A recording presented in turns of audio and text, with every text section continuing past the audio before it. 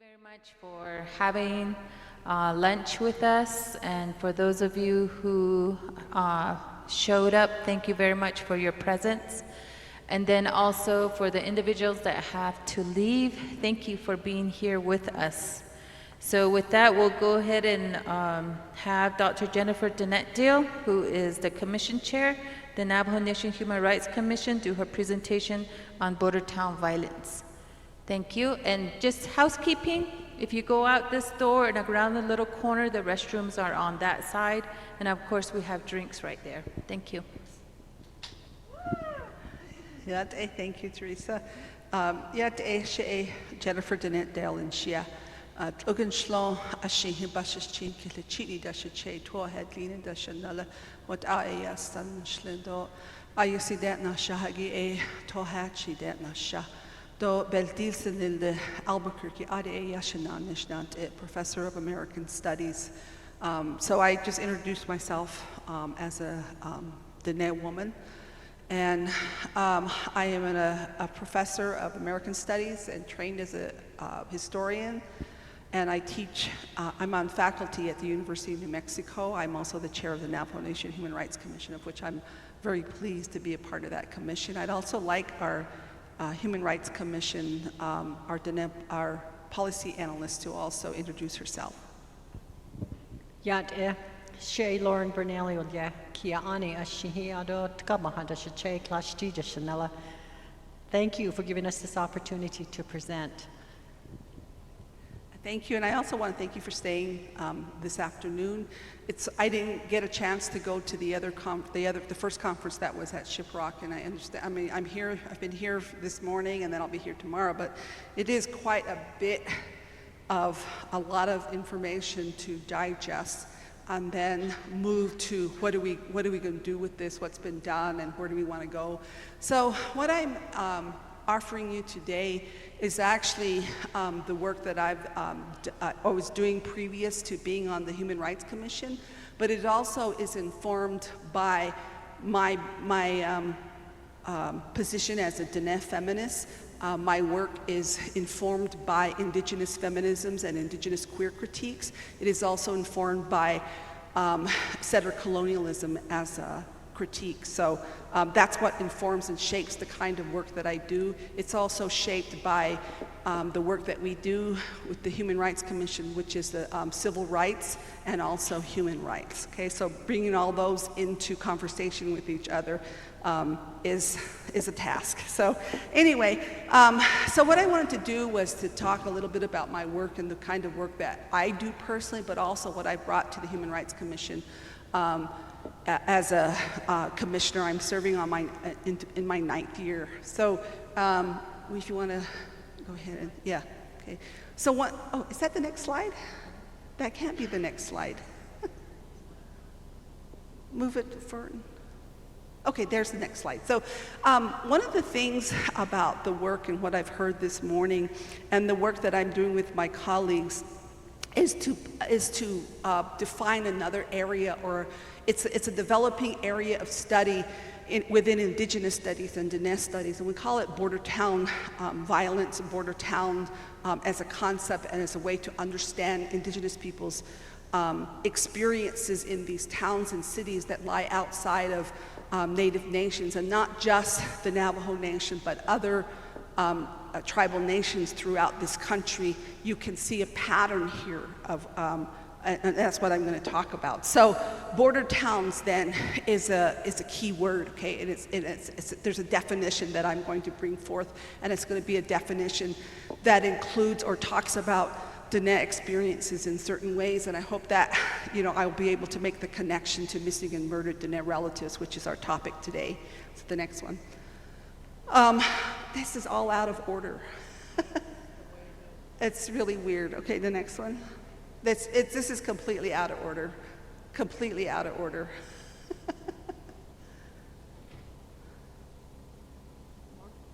This is all out of order.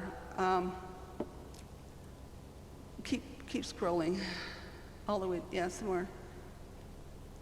Okay, so let's start with this this one. I'm sorry, I gave it to, somebody fixed it for me and I'm completely useless technologically. So one of the things that I want to say about, first of all, about border towns, these towns and cities that lie outside of tribal nations, in particular the Navajo Nation, is that these towns and these cities lie on traditional indigenous lands, okay? And so there's a pattern here that we need to see and that we need to name. And one of the patterns is that we are indigenous people, we are Diné. We are not out of place when we come into Flagstaff. We are not out of place when we go to Gallup, New Mexico. These are my ancestors. This is 3 generations, and the woman in the middle is my great-great-great-grandmother, who's, I found her name in through oral history to be Diné, to be Untitled, which means Lady Weaver. And it wasn't until my late 20s that I found that when my mom referred and my grandmothers referred to my grandma, they were talking about the wife of Askinchilhajin or Manuelito. Okay, so there's a long record here, predates 1863, which was the war on Navajo people, and then the Navajo people's removal to Huelte and the return in 1868. And so there's always been this tradition when these towns, these settler towns, become established along the borders of these tribal nations, and this one for the Diné Nation, is that there's this pattern of going to town. Okay, so my great-great-grandmothers went to town. My grandmother went to town. Okay, we go to town. Okay, so there's a pattern of relationships here that I want to talk about. That's historic, but it's always on indigenous lands and it's always on Diné land. And I think that's a really crucial point that we should remember always. Okay, the next one. Okay, okay, this is a mess.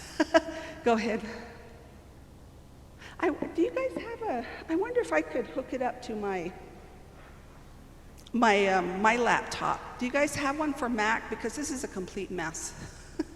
I'm really sorry. My laptop's right there, Jolene.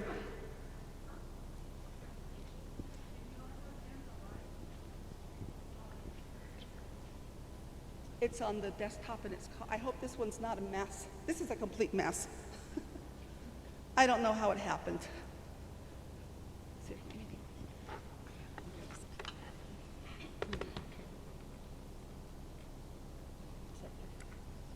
Which one is it? My plugin is different. Then your plugin is different. No, I don't.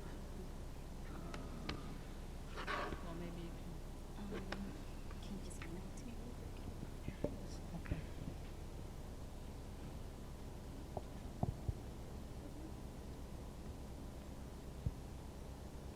Let me see if this one's in. Yeah, she fixed it. She straightened up. But that's so different.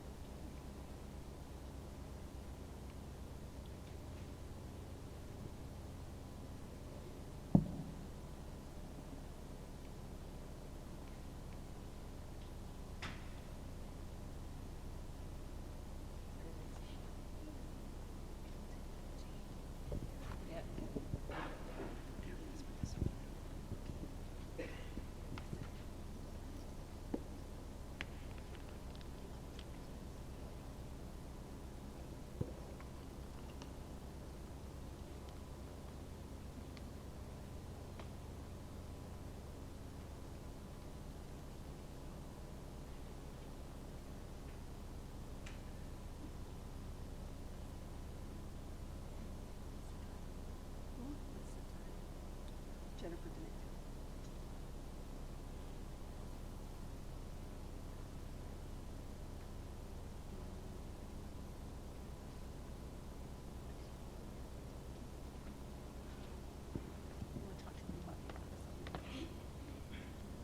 So while we're trying to do this, I'll talk a little bit about the Human Rights Commission, which is actually one of our PowerPoint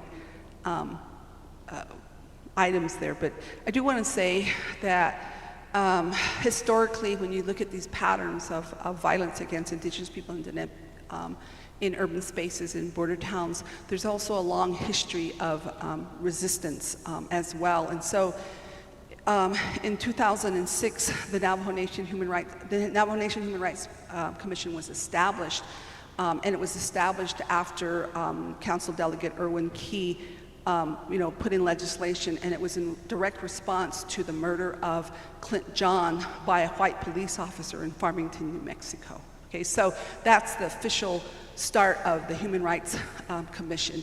And since then, since that time, the first 4 years of the commission, the commissioners who are appointed by the council launched a study of border towns and race relations. And so they did 25 public hearings in towns that border the Navajo Nation and within the Navajo Nations. And so you can find our study, which is really substantial. It's full of public testimony.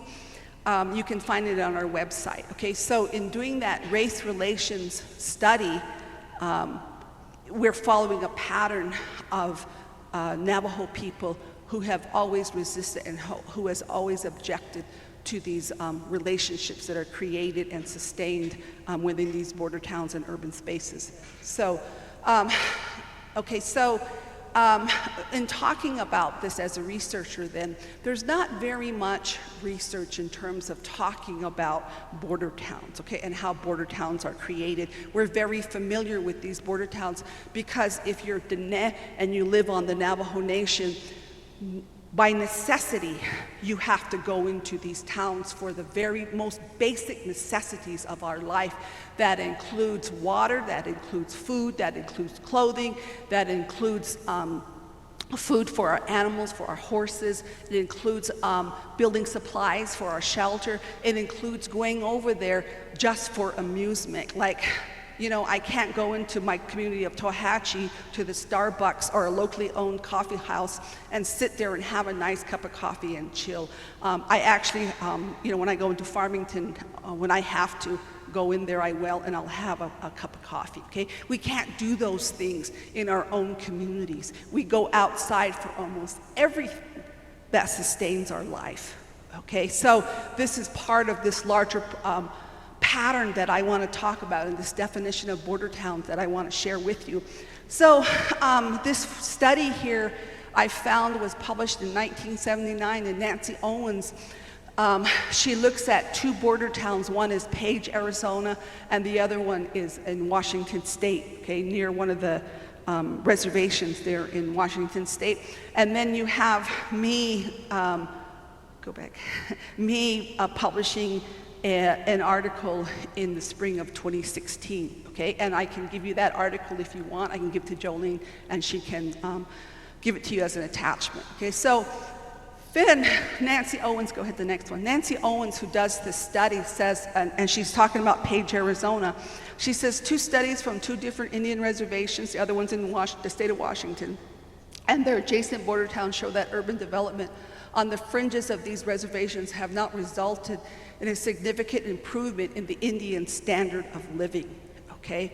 And this is a really crucial point because all of the so-called development that has happened in this area in the Southwest has not benefited the Navajo people or Indigenous people, okay? So keep that in mind. The next one. Okay, so Owens here makes some more statements. She says her study is about how Indians lost control of their resources and caused them to shift away from reliance on their own resources for livelihood towards reliance on wage labor. Okay, so this happens historically for the Navajo people, and it just so happens that I'm now doing another study on the photographs of Milton Snow. Milton Snow was this photographer who worked for the Navajo Service 1937 to 1958, and he's documenting through his photography the transformation of Navajo people's life, and one of them being that with the mandated livestock reduction comes a reliance on wage labor, okay? And so you then can document this movement of Navajo people off of their land. I'm trying to give you guys a larger picture for some of the conditions of life that we're talking about right now, okay? So this is what Nancy Owens says, the next one. Okay. This is she spends a considerable amount of time in this article talking about the establishment of Page, Arizona. And this is particularly interesting also right now because of the mine closing in Kayenta and what's going to happen to Page, because Page is one of those boom and bust towns outside of the Navajo Nation. And most of the towns around Navajo Nation are actually boom and bust towns. Okay? They're there to take the resources of indigenous people, and in our case, of Navajo people. Okay, so, but back. Yeah. So she says in 1970, and she does this study in 1970, she says Page was built to accommodate construction workers. 1957, the population of 6,000 okay, I forgot to put the population there. In 1957, Page was built because the dam's being built there, okay? So they're not building these towns at Kayenta, okay, or at Black Mesa. They're building them just on the periphery, and that's true of Farmington, that's true of Gallup, that's true of Holbrook, that's true of Flagstaff as well. Okay, so they're doing it to accommodate white workers, in this case, people who are going to build the dam. So in 1960, you have a population of 6,000 in Page. In 1970, in Page, 80% of Navajo family heads who found employment worked at jobs requiring no skills. This was the case for those who worked in Page as well as those who went further afield in search of work, okay? So in these towns then, one of the patterns that you'll see is that Navajo people are in the lower echelons of the work that's available in these towns. That pattern continues to be the case now, and this is something that's very difficult to monitor and to try to get some justice for Navajo workers in these towns because they're considered private businesses, okay? So, go ahead. So then Owen says, in both reservation border town areas, whites have gained control of Indian resources, and Indians have shifted away from reliance on their own resources to reliance on wage labor, okay? And one of the things that I take away from this work for me that's ongoing, people say, you know, what is the answer? How do we deal with this? One of the biggest issues for me that I see as a historian is the very lack of infrastructure on the Navajo Nation. 70 cents of every Navajo dollar flows off the Navajo Nation, okay? This is like one of the biggest problems that we have, and I think it addresses in an earlier study, the sociologist from ASU talked about people who go into these towns looking for a place to rent, okay? In the 1940s and 50s, federal officials I had documented them saying, there are 55,000 Navajos. We need to get 30,000 of them off the reservation because the land cannot sustain them. So then you see a list of things that they say they can do. One is migrant work, to send them to pick potatoes in Idaho. One is to send them to Los Angeles in the 1950s on those relocation boarding schools, the military, Colorado River, river tribes. Okay, there was even a suggestion that they move Navajos onto San Carlos Reservation, and they thought, oh no, there's going to be a big old fight there. Okay, so when you talk about these movements and these migrations of Navajo people moving off and off, on and off of this imaginary boundary, these movements, we have to talk about these movements in certain kinds of way, migrations and journeys. And it doesn't do us any good to say, you know, you live in Gallup, you're not traditional. That's not useful or helpful. We need to think about these migrations and these movements, particularly because there's such a lack of work on the Navajo Nation. Okay, so there's that. Okay, then the next one. Okay, so then being a historian, when I was a couple of years ago, maybe 2 summers ago, I went to the Winslow Public Library because I was looking for the history of Winslow and the history of Holbrook. And I come to find that, you know, they're moving cattle from, and Babbitt was one of the people who bought that cattle ranch. It was the Hash Knife Cattle Company.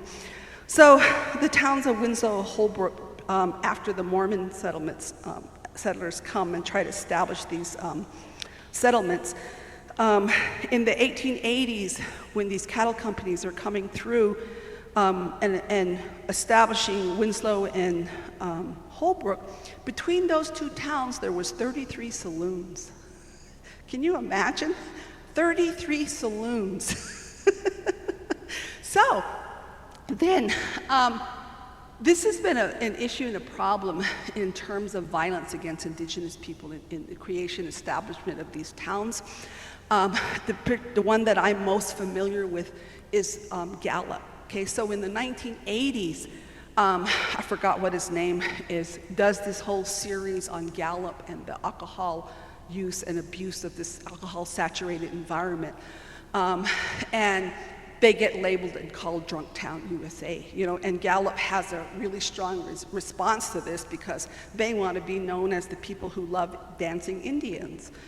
So there's always been this response then of naming Gallup as Drunk Town, USA. There was a national news on it. They're still recoiling from being called Drunk Town, USA. Okay, so the next one.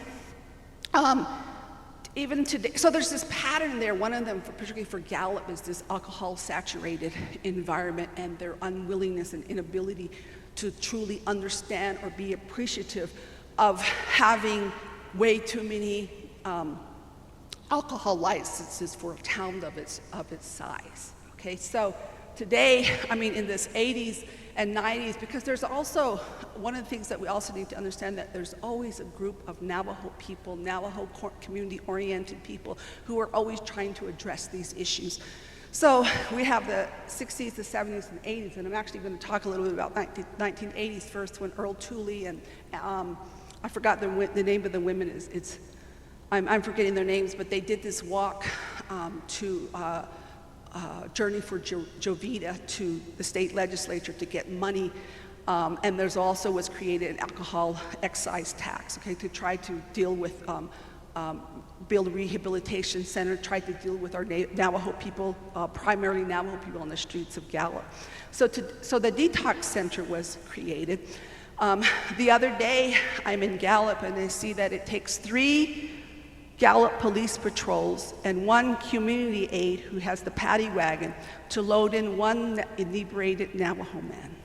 Okay? You really have to wonder about the amount of resources that the police force, that the law enforcement, that the courts are putting into trying to deal with alcoholism that's very visible on their streets. Okay?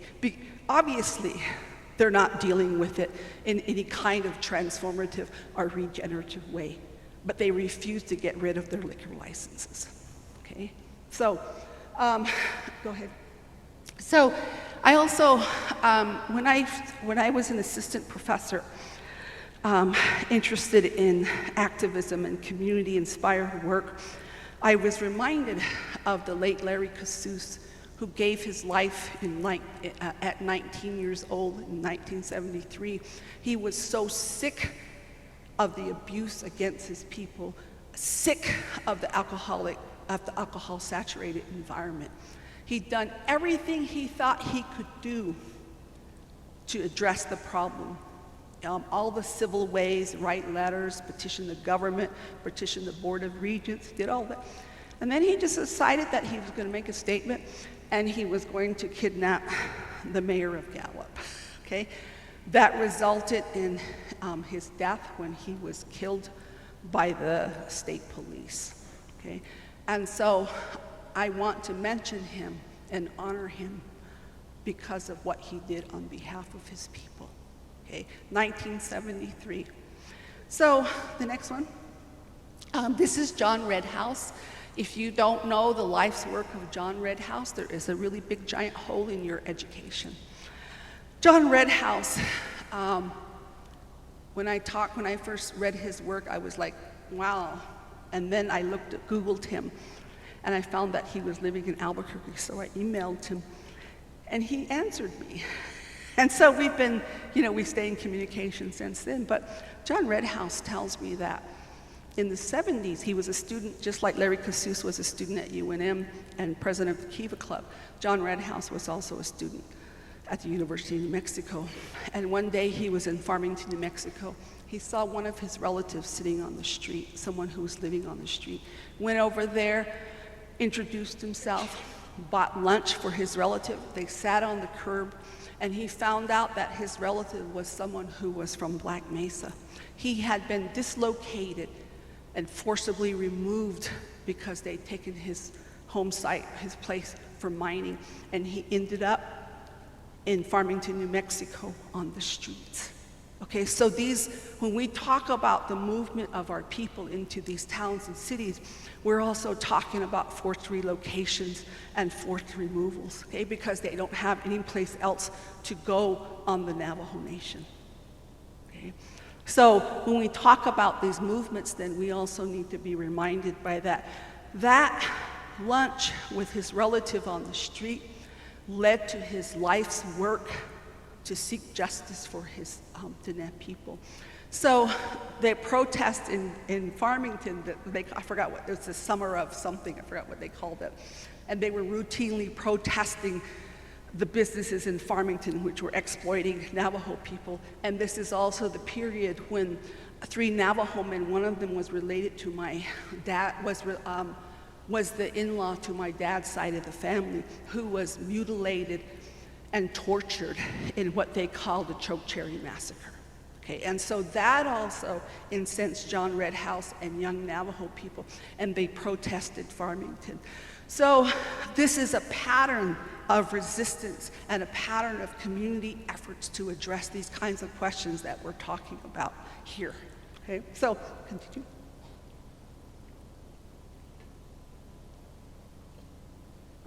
So I talked a little bit about the Human Rights Commission, and one of the things that I want to say about the Human Rights Commission, this is some of the work that is ongoing and some of the work that we're doing, but as we do our work, I also would like to think about our work as beyond civil rights, and to talk about also the fundamental rights, but also human rights, okay?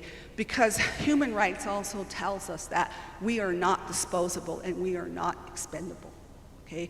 That we have rights as human beings and as Diné that are consistently being undermined, we are consistently being devalued, and we are consistently being violated, okay?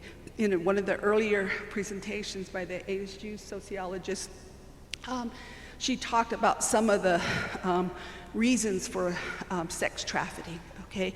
One of the things that I would like to point out is that we not personalize these and make it like a choice, okay? But that we see these larger structures of settler colonial violence against indigenous people, okay?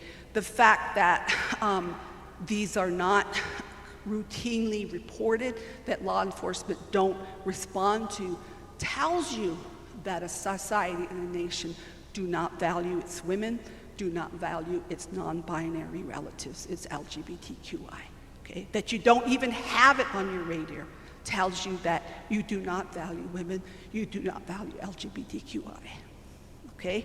So, next one.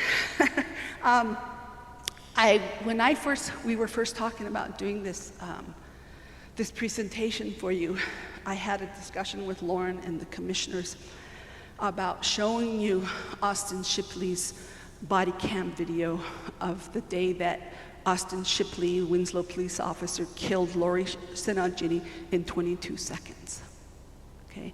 But then I decided not to show you the video, okay? It's very powerful. L'Oreal's murder, and it is a murder, is just one of many that happen to Native peoples in these towns and these urban spaces. And so on March 27, 2016, Austin Shipley shot and killed L'Oreal. And there had been police reports to this from the Circle K clerk who said this woman was coming in and she was stealing. She'd come in 3 times. In one incident, she'd come in and she'd taken a hot dog and stuffed it in her mouth as she was walking out. Okay, another time she was doing a beer run. Okay, so Austin Shipley goes over there, you know, and then turns around and starts looking for the suspect. Okay, so the next one. So the public outcry, the Navajo people's outcry about what had happened, how do you understand, how do we talk about the death of L'Oreal, resonates even today. So in response to this, and some people will criticize our commission and say you didn't respond quick enough, you're not providing us with direction or ways to go. These are very difficult questions because you're still assessing the situation. You're still, you know, you're still looking at things. So one of the things that doesn't happen in the United States are inquiries into the deaths of Indigenous people. They're not inquiries into the deaths of someone like L'Oreal. Okay, they do these kinds of inquiries in Canada.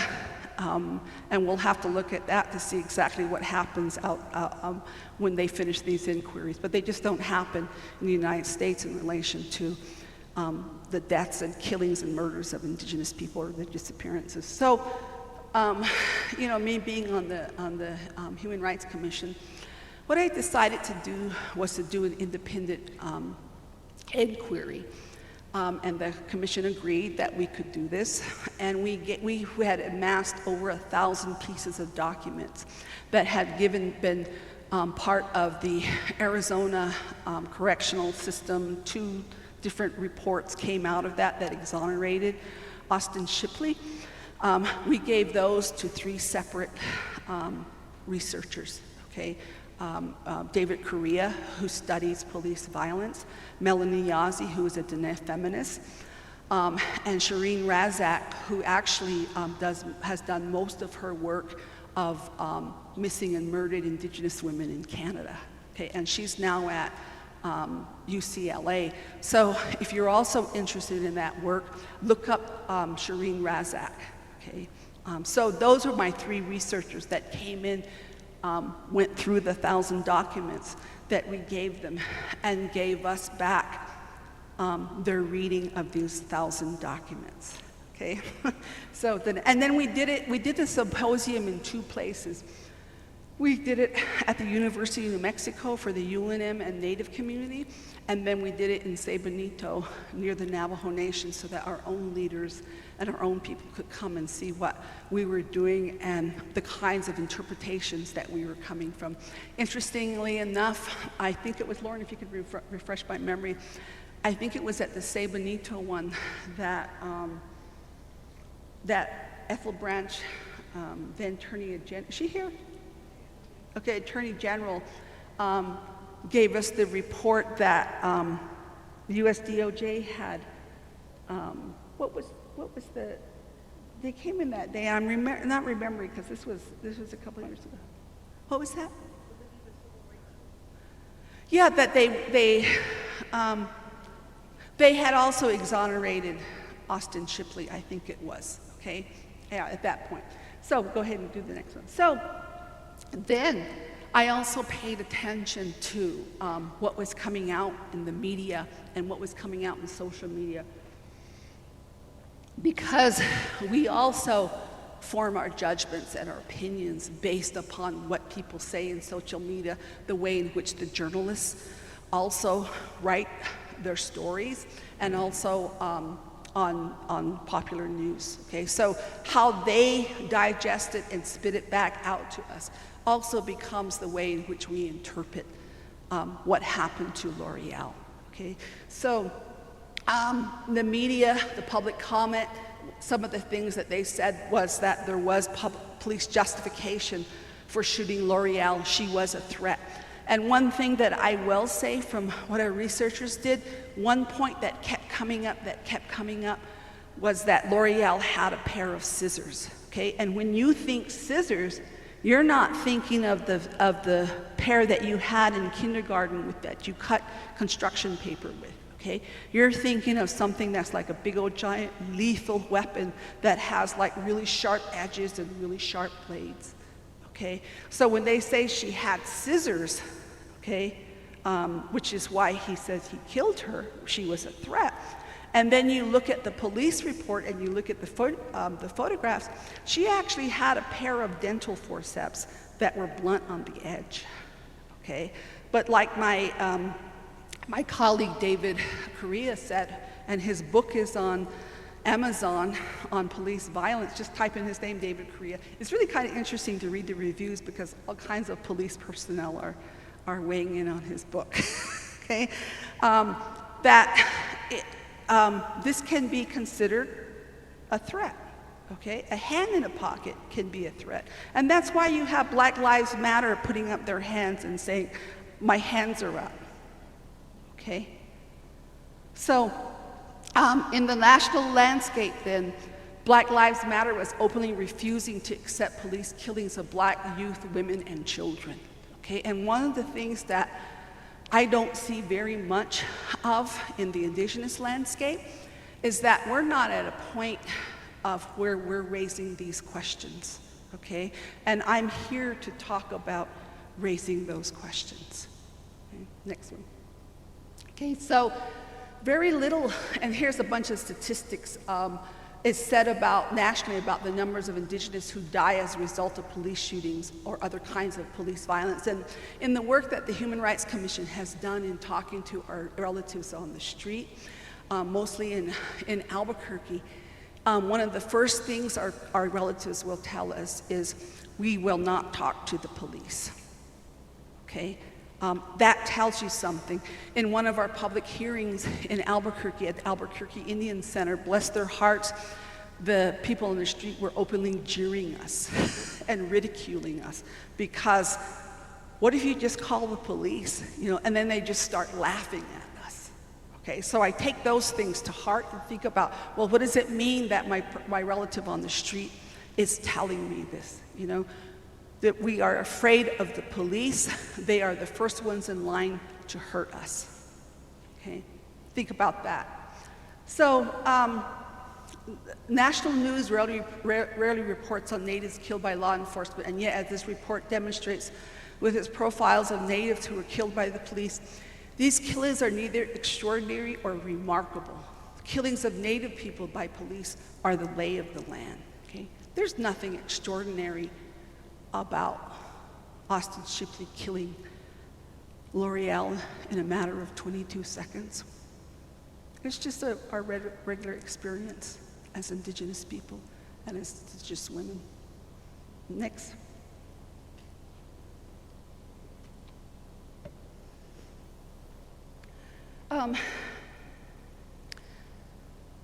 There's always the question when you bring up police violence of, we can reform the police. That always comes up. Okay, we can reform the police. They can do better. We can do better. The recommendations, and this is something with the civil rights. In the 1970s and 80s, in the aftermath, as a result of the Choke Cherry massacre, the Navajo people protesting in Farmington, the Civil Rights Commission went into Farmington and they issued a report. That report is online, you can find it. One of the things that you see about the 70s and 80s and this whole point about diversity and cultural diversity is that this is a way to manage Indigenous people and people of color, manage you so that we never really ever talk about race relations and the violence of race relations, but we'll manage it, okay? We'll manage it with a few numbers. We'll manage it by talking about cultural sensitivity trainings. And this has been like one of my sore points when we do this work. It's like I'm just like rolling my eyes. I'm like, really? Cultural diversity training, sensitivity trainings? What is that going to do? They ask you your clan and then they shoot you, okay? This is my own understanding and my own thoughts because I've been doing this work for more than 30 years, okay? So my frustration is that these civil rights recommendations do not address police violence as structural. Okay, the next one. Okay. So the other thing that I read off of social media, and these are largely Navajo people who are talking about this, who are posting. If you looked at my article, I wrote a piece, a guest column for the, and I stopped reading. I don't read public comments on my work because people can just be really mean and ignorant. But I did read the social media around L'Oreal, and some of the things that people said were just really awful, cruel and uncompassionate. And so, you know, some of the questions is, and this is why I bring up Winslow is on traditional Diné land, Gallup is on traditional Diné land, Flagstaff sits right at the seat of one of our most sacred mountains, okay? We belong here. So some of the questions then was, what was L'Oreal doing in Winslow, you know? Where was her family? When you ask those kinds of questions, the inference is that as the Diné, we have no business in these settler towns because we are off the reservation. We are renegade Indians who should know our place. And the other thing that I've heard is, and I've heard this from Diné, is, well, if she'd been raised traditionally, she wouldn't have been on the streets of Winslow, okay? I find these kinds of comments absolutely useless, okay? It doesn't help to move towards a solution or a direction that we should go with these kinds of situations. So the next one.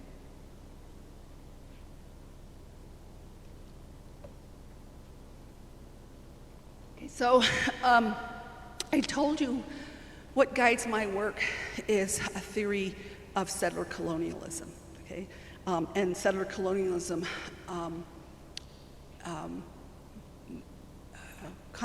connected to a definition of border town. So in these multiple responses to L'Oreal's death, a history of settler-indigenous relations emerged where innocent settlers moved to innocence, where they are not required to feel guilty or responsible.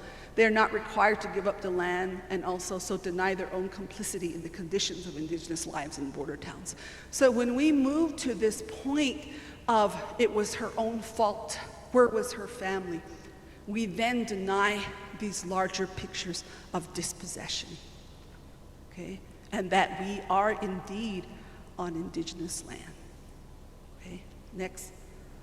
So the news media, I read all the pieces, and I knew that the journalists had, after I'd read the 1,000 documents that we handed over to our researchers, I saw that the journalists had also read much of the same things that I had read through the police reports, through what was put in the newspapers. I read the same things, and I come to see that they keep regurgitating the same things that had been brought to them through the police reports. So, how do we know L'Oreal? What can we say about her? Okay, the L'Oreal presented to us in the media, in social media, deviant, uncontrollable, silent, not speaking, erratic, out of place, criminal, sad, impoverished. Who L'Oreal was, according to these reports, leave us with a sense of the words in one of the bystanders who witnessed L'Oreal in the Circle K. This person, a Navajo person, is with the younger person. They see what's happening at the Circle K, and he tells the child, let's watch this. I want you to see what happens to you when you shoplift, okay? Is this an experience that we can expect across race, that if you shoplift, you will be shot dead in 22 seconds? Is that what we really expect in this country? So we are led to believe that what happened to L'Oreal on March 27, 2016 was inevitable, that the exoneration of Austin Shipley confirms once again that Indians are expendable in this town and in this country. Okay, next. Okay, so this is just some of the, there's so much to cover from the 2 days from the symposium and what our researchers shared with us. And these are just some of the couple of things that I pulled out of there. Okay, the next one. One of the things that I think a gentleman had said earlier here was that if we were to greet each other and if we were to talk to each other and form our nation and our communities based on the principle of we would have a different kind of community, we would have a different kind of nation, we would have different kinds of relationship with the settlers in these settler towns. So L'Oreal's police record indicates that she was not in a good place. Some people would call it an extensive police record. She lived an extremely stressful life, had many hardships. The record resounds of the desperation of a young Navajo woman who moved back and forth between the res and these towns. It is not a life that is unfamiliar to many of us who are Diné, for our history of relations with settlers and their settler towns are implicated in the conditions of our lives. And Lauren wanted me to make sure I mentioned historical trauma. One of the things that I've been interested as I do this work is what families say about their missing relatives, about how they go into Gallup looking for their relative on the street, finding their young person, their older person, and saying, well, you come home, can you come home? And then another announcement on Facebook, I have not seen my brother, he's somewhere in Albuquerque. Can you please send out this message that my brother is missing? Okay. Allison Gorman and Key Thompson, who were brutally murdered and mutilated, tortured by 3 teens, 2015, okay? Allison Gorman was just sleeping on the street. He'd come into town from Shiprock. He was looking for a job. He had a place to stay. He gave it to someone else to stay and said, I'll go ahead and sleep on the mattress in this open lot. Okay? So I'm interested in those stories and the way in which our people, I'm gonna cry, the way in which our people are constantly trying to reestablish their relationships with each other, looking for their family, trying to make sense of why their family leaves. When will they stop behaving this way? When will they do this? I'm tired, I'm tired. And so that's the part that I'm interested in, is what our family and our relatives say about their relatives who go missing, about their people who are killed and who are murdered. Okay. How do they put themselves back together? What is their grief? How do they reestablish themselves and this sense of belonging? Because at the end, if you can't trust the police, what are you going to do to rebuild your family, to rebuild your relations, and to rebuild your community so that we help ourselves? We're not there yet. Okay. So I did go to one of the memorials. Every year, the family of L'Oreal go there at the place where she was killed, and they hold a memorial and they remember her. Okay, because I got a few more minutes. One of the things that we have lost the sense of as Indigenous people and as Diné is that we have value outside of the capitalist system into which we are firmly entrenched, and that value is and that is outside of the capitalistic society. So, go ahead. Okay, I'm almost done. The next one. Okay, so how do we remember her? David John came forward on social media. He said, I helped raise her.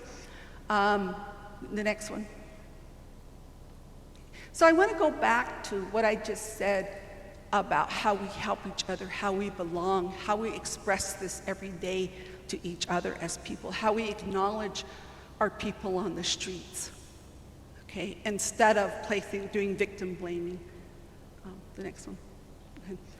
I don't want to read all of this, but this is a definition of border towns, and I'll give it to Jolene, so if you guys want a copy of it, I can give it to you. The next one.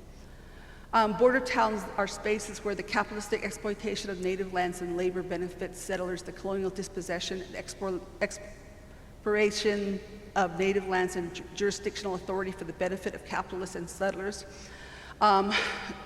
We are all expendable. Okay? We are all expendable. We just all have different values. The last ones are just some pictures that I just want to show you, because what's missing at this Missing and Murdered Diné Relatives Conference is the place of our LGBTQ relatives, okay? If you want to talk about this holistically and you want to be inclusive, you've got to know that our trans people, our LGBTQ experience violence, they experience missing and being murdered at higher rates than Indigenous women. Okay, an Indigenous trans woman's life expectancy is 34 years old.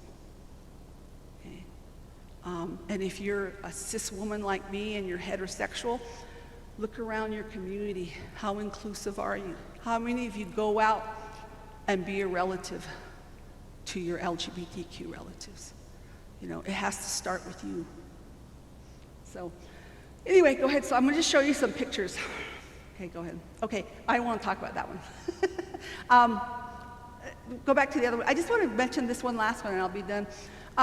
Theory isn't just an intellectual pursuit. It is woven with kinetic, spiritual presence and emotion. It's contextual and relational.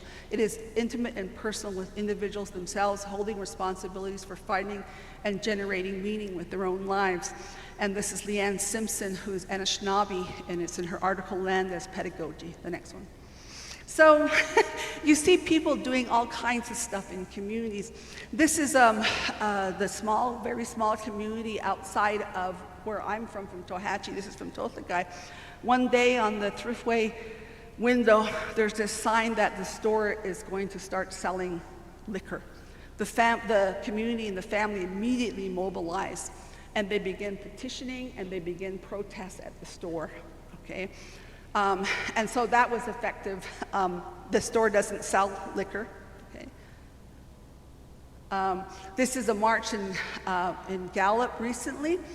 You see those signs there? There's quite a few of those signs. Nick Estes, who's a researcher, it took him a month just to go and tabulate the number of Indigenous people who had died in Gallup, violent deaths, murdered, missing. Some of these murders remained unsaved. So every single sign that we had the name of a native, mostly Navajo people, the date that they died, and their age. It took him a month to do this, okay? It's not complete, but that's what he started, okay? Okay, continue, okay? So I just want to end on just how community and people who are involved on a daily basis actually do a lot of the work, okay? And I appreciate all of you for all the work that you do on behalf of Indigenous women, Diné women, LGBT relatives, Diné LGBT relatives. So thank you.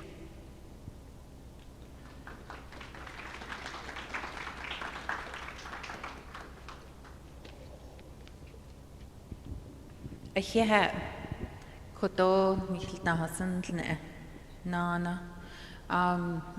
just want to clarify that this is our second forum, and the purpose of the forum is to mobilize and address all of these issues. It's multifaceted approach, and we are educating ourselves and trying to find resources that can help us build this movement. So this one is about data. The last one was about data, but then we also received a lot of information in these forums. So the next forum is going to focus on bringing males into the discussion. I think at the Shiprock forum, we had a large representation of not just females, but also males, and then also the Natle community was there too. Our relatives were there at that time. So we're not excluding them, but we do communicate and give the communication out that we are here, and they're more than welcome to be with us. Everybody is welcome to be part of this discussion. So that's just clarification. So moving forward, we have Myra and Russell Strand with Strand Squared Trauma-Informed Response to MMDR.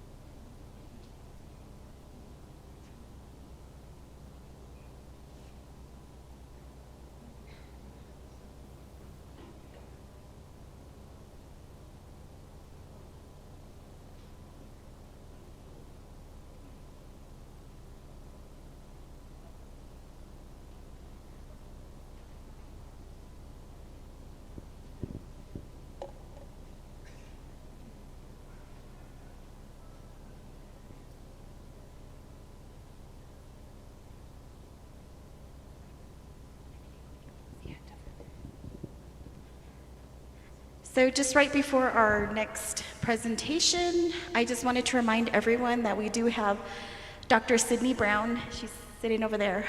If the conversation is a bit too heavy or you need a little bit of a break from the discussion, she is here to offer respite services.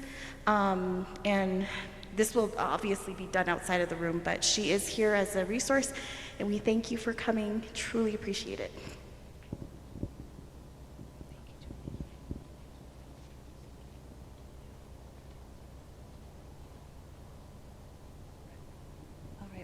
So while they finish hooking this up, I'll go ahead and introduce myself and our company. My name is Myra Strand, and this is my husband, Russell Strand, and we own a company together where we provide trainings much along like this to criminal justice agencies, medical facilities, and schools, and military bases around the world.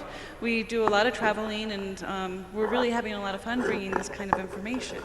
And so a little bit about me as a person is I've been working in the field of trauma and complex trauma and victimization since 1995. And I've had a lot of experience working with complicated cases and working with people who've experienced a lot of complex trauma. I also live here in Flagstaff with my family, and I've been in Flagstaff for about 20 years. And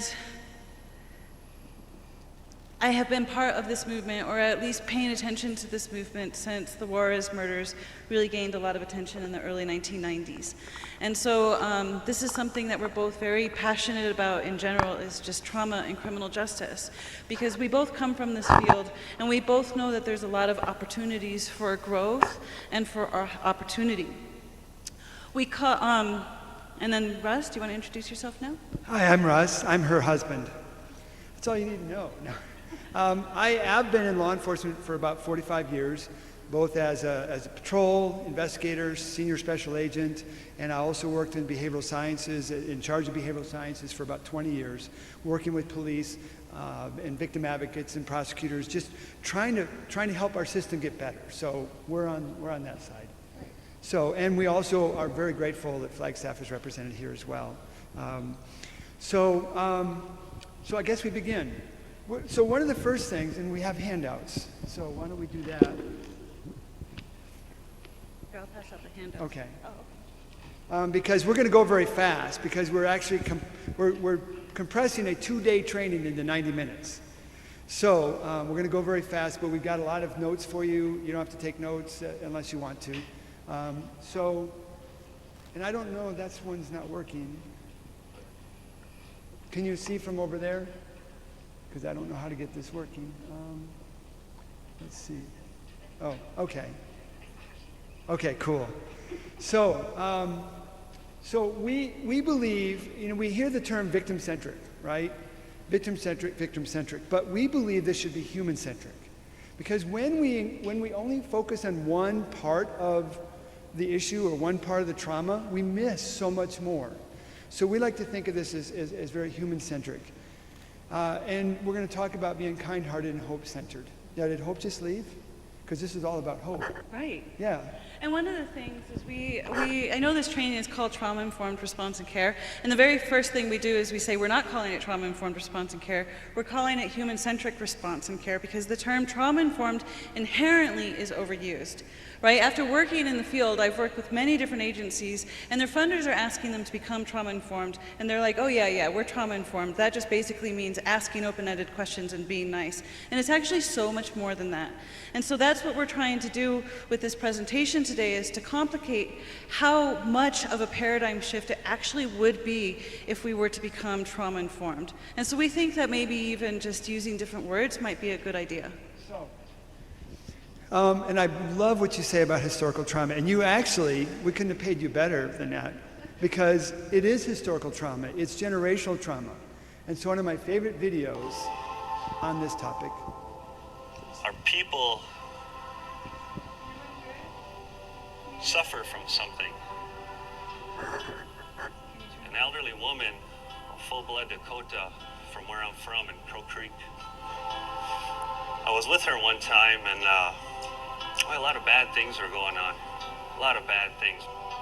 And I had asked her, why does this always happen to us? Why do we do these things to each other?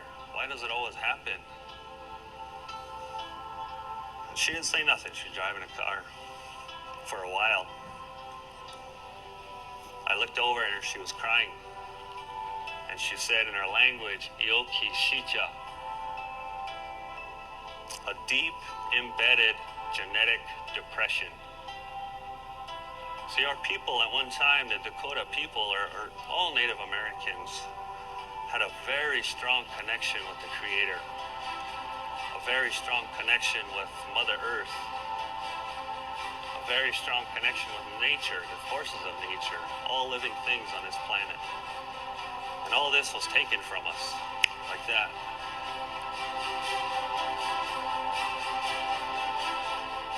We lost this connection with everything that we had. That's where this depression comes from. A lot of our people are severely depressed. They don't even know it.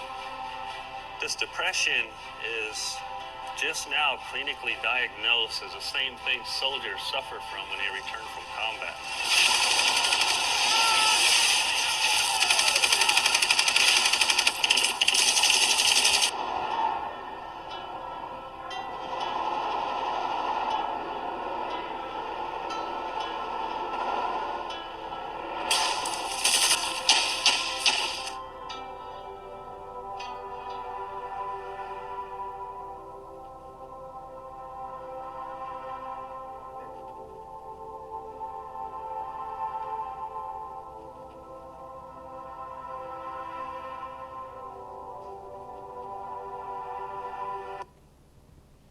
Trauma is trauma. But it's even more, it's more obscure if it's generational. It's more obscure if it's historical. Like he said, we don't sometimes even see it. We often can't see our own trauma. But one of the things that trauma does, it creates that sense of mental defeat. That, you know, we can keep up with the pain. We can take the pain. We're used to being pain, in pain. But we're going to talk about some other manifestations of trauma today, and also how to mitigate some of that trauma. So our plan today for the next few moments is we're going to talk about high-stress trauma in the brain. Because one thing that we all have in common, we all have a brain, and our brains are designed to help protect us. Our brains are designed to keep us alive. And so let's start with some of the commonalities that we have as people, and we'll talk about that in a more broad perspective.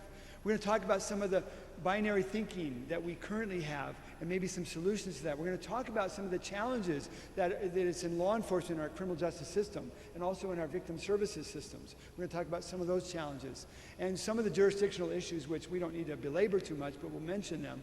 And then really, what's a tangible framework to start this project and continue on with this project, being more human-centric. So, 2-day training in 90 minutes, you're welcome. The core experiences of psychological trauma are disempowerment and disconnection.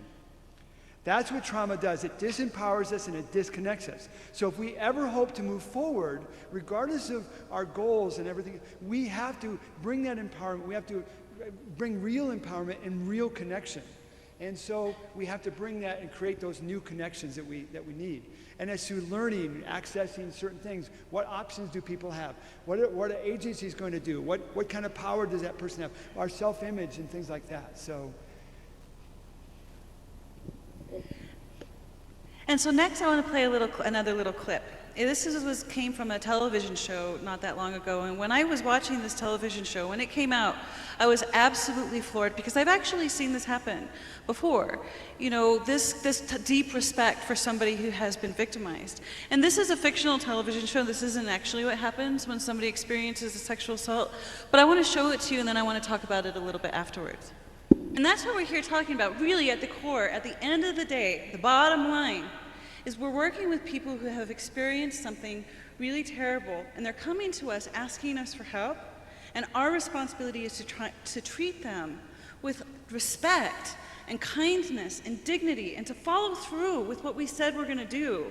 Not let them linger, not return their calls, not forget to count them, we're charged to help them. And I know that this is not the way we respond as a community to a sexual assault. But the possibility exists to have this level of respect for somebody who has had and suffered a great deal of pain. That's the goal, this deep kindness, this deep compassion. That's human-centric. We have an opportunity to work with police departments around the world. One of the things that I've learned from especially larger police departments is when a police officer is injured on the job, when a police officer is shot, when a police officer is knifed, when a police officer ends up in the hospital. You know what some of these larger departments, and I'm sure smaller departments do this as well, but it's more pronounced in these larger departments because they have more resources. That police officer is joined literally by dozens of police officers who show up to the hospital. The entire time that they're in the hospital, whether it's a week, a month, years, there's always a police officer there with him. Always. Have you ever seen a police funeral? The line goes on for days, seemingly days. I mean, just so much support. Why can't we have that same support for everyone? Why can't we have that same support where we treat everyone who has undergone these things the same way? That's one of our goals, and we believe we can change. We believe that we should have offender accountability. And what that looks like in different communities and different cultures is different. But we need to hold people accountable because the only thing that stops people from doing what they're doing is to stop people from doing what they're doing. It was said earlier that, I think Dominique said, they don't go on to be plumbers. They continue on to do what they do because that's what's meeting their needs, and that's a whole other topic. We do believe there should be justice, and what justice looks like, again, looks different.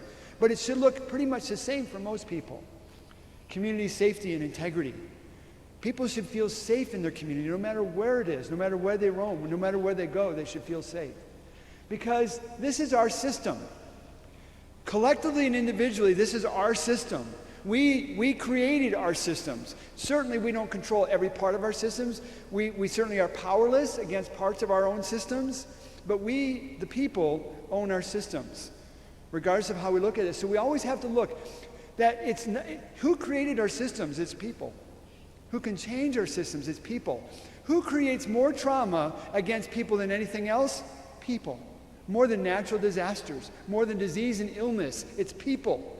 And we can stop that. And so we suggest that we do that in a manner that's kind-centered and hope-centric, right? But in order to be able to get to that is we have to, oops, I don't know what just happened. Okay, in order to get to that, what we have to do is we have to consider a concept of authenticity. And so this is called the sandwich theory. This is one of my favorite examples.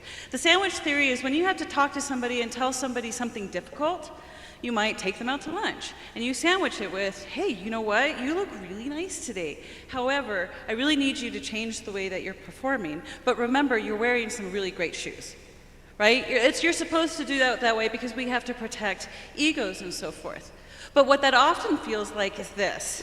How many of you have ever been served a poop sandwich for lunch? We don't live in a community where we're readily able to be authentic. We should be able, theoretically, to be able to talk to somebody and process out problems in an adult and constructive way. We should be able to do that.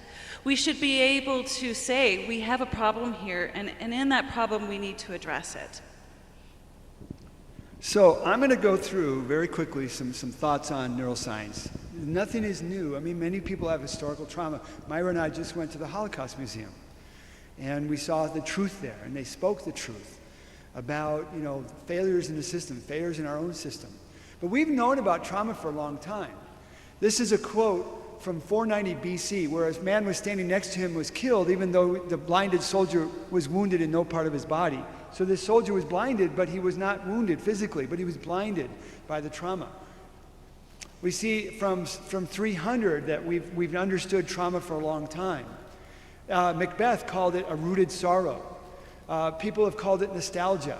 People have called it something else, like homesickness. Soldier's heart. Neurasthenia, where women were primarily targeted for this one, that they were just, they didn't call it trauma, they called it neurasthenia. Do you know how they treated neurasthenia? The same way they treated other illnesses of women. They actually gave them a prescription for a vibrator on their vagina to reduce the stress. That's where the vibrator came from. It was a medical device that was created to take away trauma. So we've learned a lot since that time. Railway spine, following an accident in Great Britain, the manifestation of a variety of physical disorders or otherwise healthy, apparently uninjured accident victims. So we've called it a lot of different things. Shell shock, combat stress reaction, this one here, stress response syndrome. And then we landed on PTSD. One of the things that we are against is this term PTSD. There's nothing disordered about your brain and your body doing what it was created to do. You're responding to trauma. You're responding to these things that happen to you. It's not a disorder.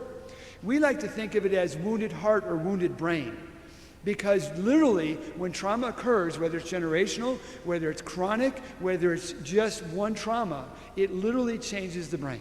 It literally changes the brain, and it changes the brain not just for a little bit, but forever. Following in World War I, they started seeing this and started documenting it.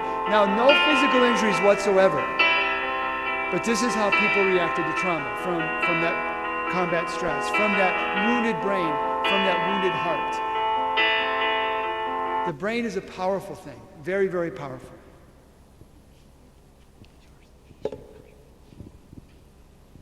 And so one of the things is, with all of these dynamics, we have rape, sex assault, domestic violence, child abuse, assault, human trafficking, death, even things as car accidents are full of trauma and high stress. And so we don't even look at it as victimization per se, victims of crime, but as trauma and high stress. That's how we have to frame it. Because trauma is trauma. When somebody's had a traumatic incident, it's trauma, and it lands the same way in the brain. And it leaves us with all these little triggers. Now, I know people talk a lot about triggers and say things like trigger warning, but it's almost a fool's errand to try to warn you about triggers, because everybody's trauma has different triggers. Your trauma experiences are so unique. What triggers me isn't going to be something that triggers you. They're all very individual experiences. All right, thank you, Myra. Now I'm going to walk us through the brain and neuroscience. I'm actually going to do about a week's worth of neuroscience in the next 5 minutes. So I don't think I'll be able to get it done, but I'm going to try. So everybody in here that has a brain, raise your hand. Okay, cool.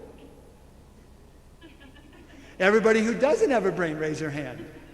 Anybody who doesn't know when they have everybody has a brain. And your brain is basically a 3-pound organ locked in a dark vault. So your brain never sees daylight. Your brain never hears anything. Your brain never tastes anything. It's literally an organ locked in a dark vault. And now we feed our brain. There's brain foods like avocados and nuts and eggs and things like that. Onions, broccoli is good for your brain. Exercise is good for your brain. But that's not the kind of brain food that your brain really needs. Your brain actually lives and learns off of 3 things: electromagnetic impulses, vibrations, and chemicals. That's what your brain does. what happens in your brain is very intense, because your brain, I want to go back here real quick, your brain actually, so when you smell somebody or you smell something, how many of you ever smelled a fart and knew it wasn't yours? But how many of you have close family members you could actually pick which family member it was by the smell? The reason you can do that is because your brain works off a pattern. So your brain doesn't smell the fart. Your brain actually collects the molecules. The molecules are transmitted into chemicals and electromagnetic impulses and vibrations stored in the brain. So the next time the brain smells those same molecules, it says, ah, yeah, that was our dog Yeti. That was our dog Yeti, right? Because we can tell. And so your brain is amazing. Your brain works off of patterns.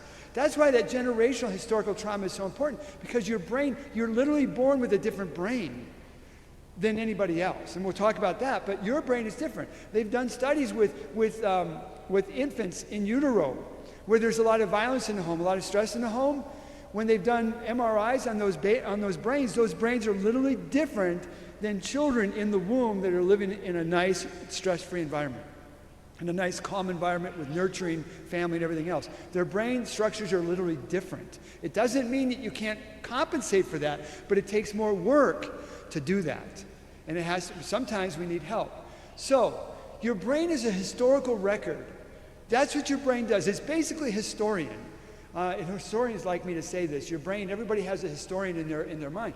So, your brain is the first thing. When your mom and dad had sex, and don't even think about that, because it's kind of disgusting, but when your mom and dad had sex and the embryo was first created and fertilized, the first cells that were created was your central nervous system. Your central nervous system is the first thing, because nothing else develops unless your central nervous system controls it. And then so you're literally grown from the inside of your brain outside. And then the last thing that you have that calls you is your brain. Your lungs can fail, your heart can fail, all these things can fail. But as long as your brain is still alive, as long as your brain is still working, you're you. But when your brain is done, you're done. There's no more you involved. So we ask ourselves, is it nature nurture how we are? The answer is absolutely yes, both. You're born a certain way, and you're also nurtured a certain way. Just because there's generational trauma doesn't mean you can't get over it.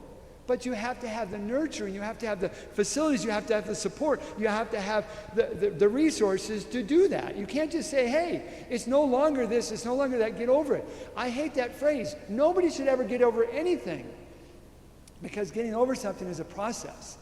So we have to take lifespan experiences into account when making judgments on behavior.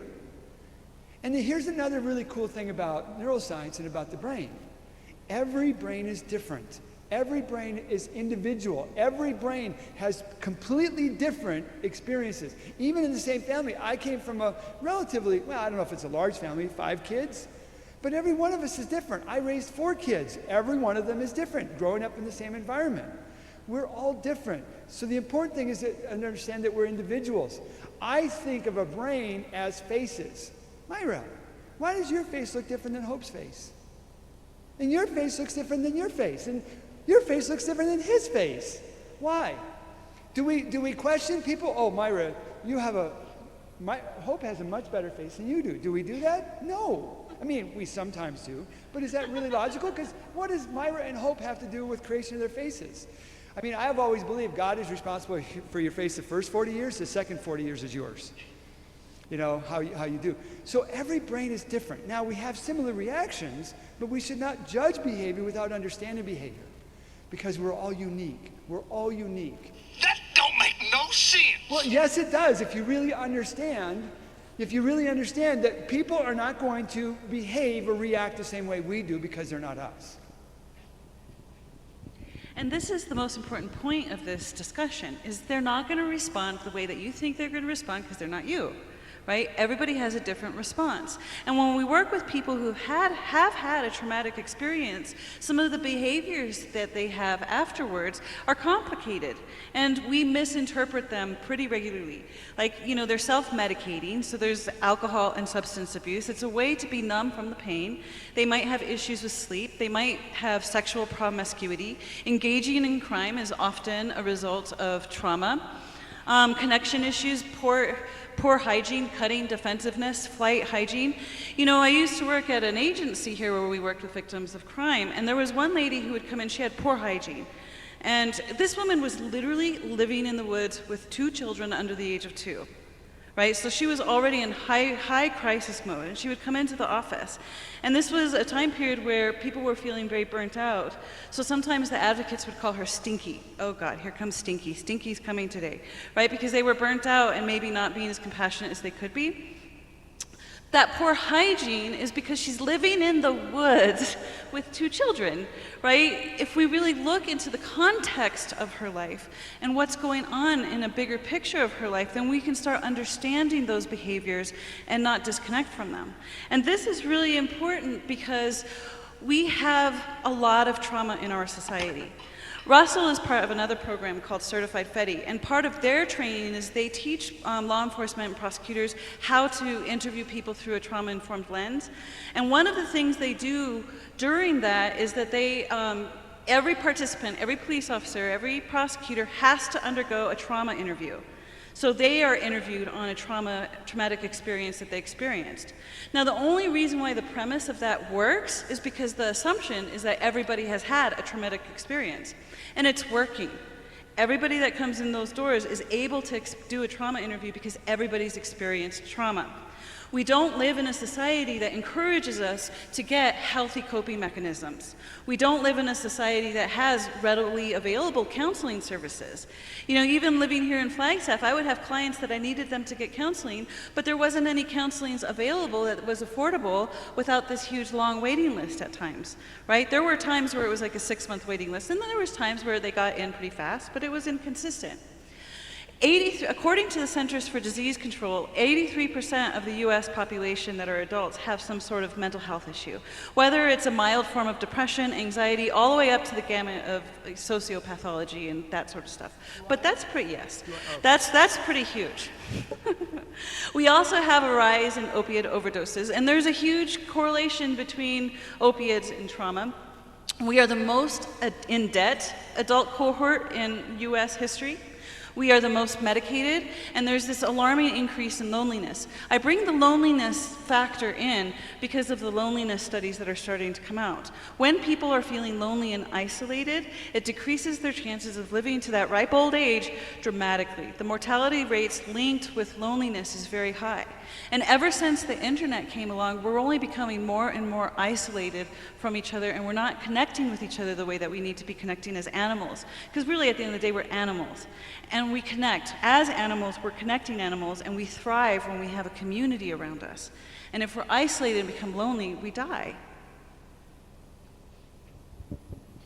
All right, so trauma is not something that happened. And this is a really, really important point. Trauma is never something that happened. It's something that's happening. Trauma continues. Trauma continues. When does it stop? Sometimes it doesn't. When do you stop, grieving for the loss of a loved one? When do you stop grieving for the loss of a job? When do you stop grieving for the loss of your health? When do you stop grieving for those things? We often don't. We just learn to adapt.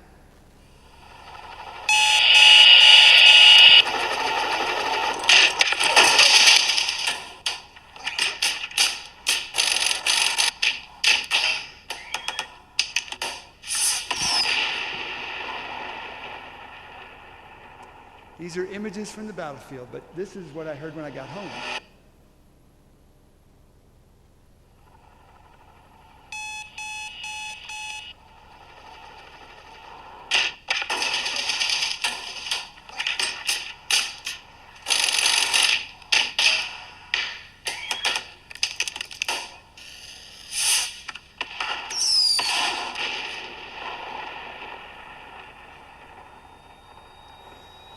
So what brings back those sounds? They're called bottom-up triggers. When I say fresh cut grass, what do you think about? Well, here in Arizona, probably not a lot. But fresh cut grass, perhaps, right? Mint chocolate chip ice cream. What happens when I say grandmother or grandfather? It brings back memories, it brings back thoughts, it brings back feelings. The same thing happens. I've been shot at as a police officer. I've had people try to kill me with knives, strangle me. I've had people try to beat me to death. But I was really traumatized oftentimes when I've also been in the combat.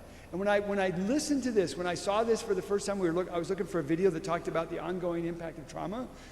This really struck me because these sounds, all of them triggered me. All of them brought back those memories from combat in the everyday sounds. So what are the everyday things that bring back trauma in your lives? What are the everyday things?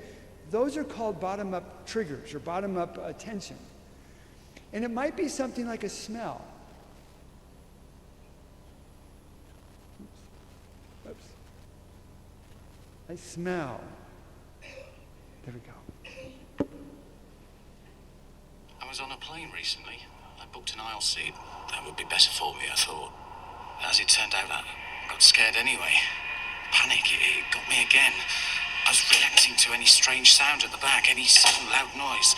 My senses were heightened, my hearing, the smells. If someone in front of me suddenly moved, I was like on the edge of my seat, like that. Danger from everywhere. Tried to keep calm. I did. I just get too tense, too tight. I can't swallow. My mouth, it's dry. I'm numb. My head is throbbing. I'm a mess. I feel like I'm not actually on the plane. I don't know where I am. I'm just frozen. I hate it. Then I want to throw up. I tell myself it's just another panic attack. To snap out of it, just do it. But I can't. I tried to think what the woman in counselling told me to remember when I get like this. It really helped. And then I realised why I was feeling this way. It was the bloke sitting next to me. He was wearing the same aftershave as the man who raped me 3 years ago.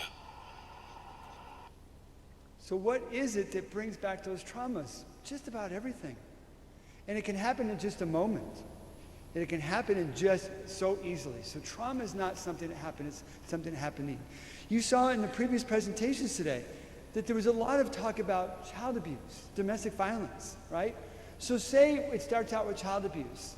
The child abuse rates in our country, within all of our cultures and communities, has always been at an epidemic rate. And we haven't changed the incidence of child abuse, domestic violence, or rape in our country at all. The same rates that we had 40 years ago, the same exact prevalence rates we have today. So one of the things I say is we got to do something differently. We got to think differently because we're not making that big of a difference. We're just swimming in the same pond. Because what happens with cumulative trauma, complex trauma, is this: child abuse, and then they might grow up and they might have experienced domestic violence, and then they might be raped, and then they might experience more rape, and they might experience then drugs to kind of medicate those traumas, and they might then go into trading sex, as Dominique talked about, and then they might have more domestic violence. They might experience the death of a loved one or a child. Then they might be more raped again. They might lose that child, maybe another child. Then they have some home instability and complex trauma. When you have this kind of trauma, which is what I've seen all day, what I saw when we were in Shiprock, the types of trauma that we're talking about, this is when people are most susceptible to turn up missing, this complex trauma. So it's not just one thing. And when you have complex trauma, when we're working with somebody with complex trauma, all of these behaviors are exaggerated, right? They're bigger, they're more complicated, they're more difficult to work with. I mean, I've worked with clients who, frankly, when they walk in the door, you're just like, okay, I need all of my mental energy to deal with this situation, right? Like I worked with one lady here in Flagstaff for the last 15 years because it's just a constant ongoing, but she's experiencing a lot of complex trauma. This is the area where if we really focused on complex trauma, we would be rocking out our entire system. Because these are the hard cases. These are the cases where people are 86th from the community. These are the cases where we just kind of stop working with them. These are the ones who we call frequent flyers, and we've used those words, and I know we use those words. Oh, she's a frequent flyer. She's been at the Rape Crisis Center 4 times this year, right? We become burnt out on those particular clients. We stop serving them. The lady that I was referring to, there was a point in time where she was 86th from all of the social service agencies in Flagstaff, right? She was 86th effectively. Nobody would help her. That is a form of social death. And once we have social death, that becomes a problem because it actually leads to actualized death. And the rate of, and we call them, people with serious mental health issues, the serial inebriants, we have these words for them that are totally dehumanizing. But if we could figure out how to serve these guys, this is where we would be. We would be rocking it out. And so now I want to talk about binary thinking, and this is complicated because we definitely tend to think in terms of it's either this or it's that. It's either here or it's there. It's either a case of domestic violence or it's a case of sexual assault. We never look on how all of these things are interrelated. So I want to show you a video, and it's complicated. After the recent series of tragic events came an amazing discovery.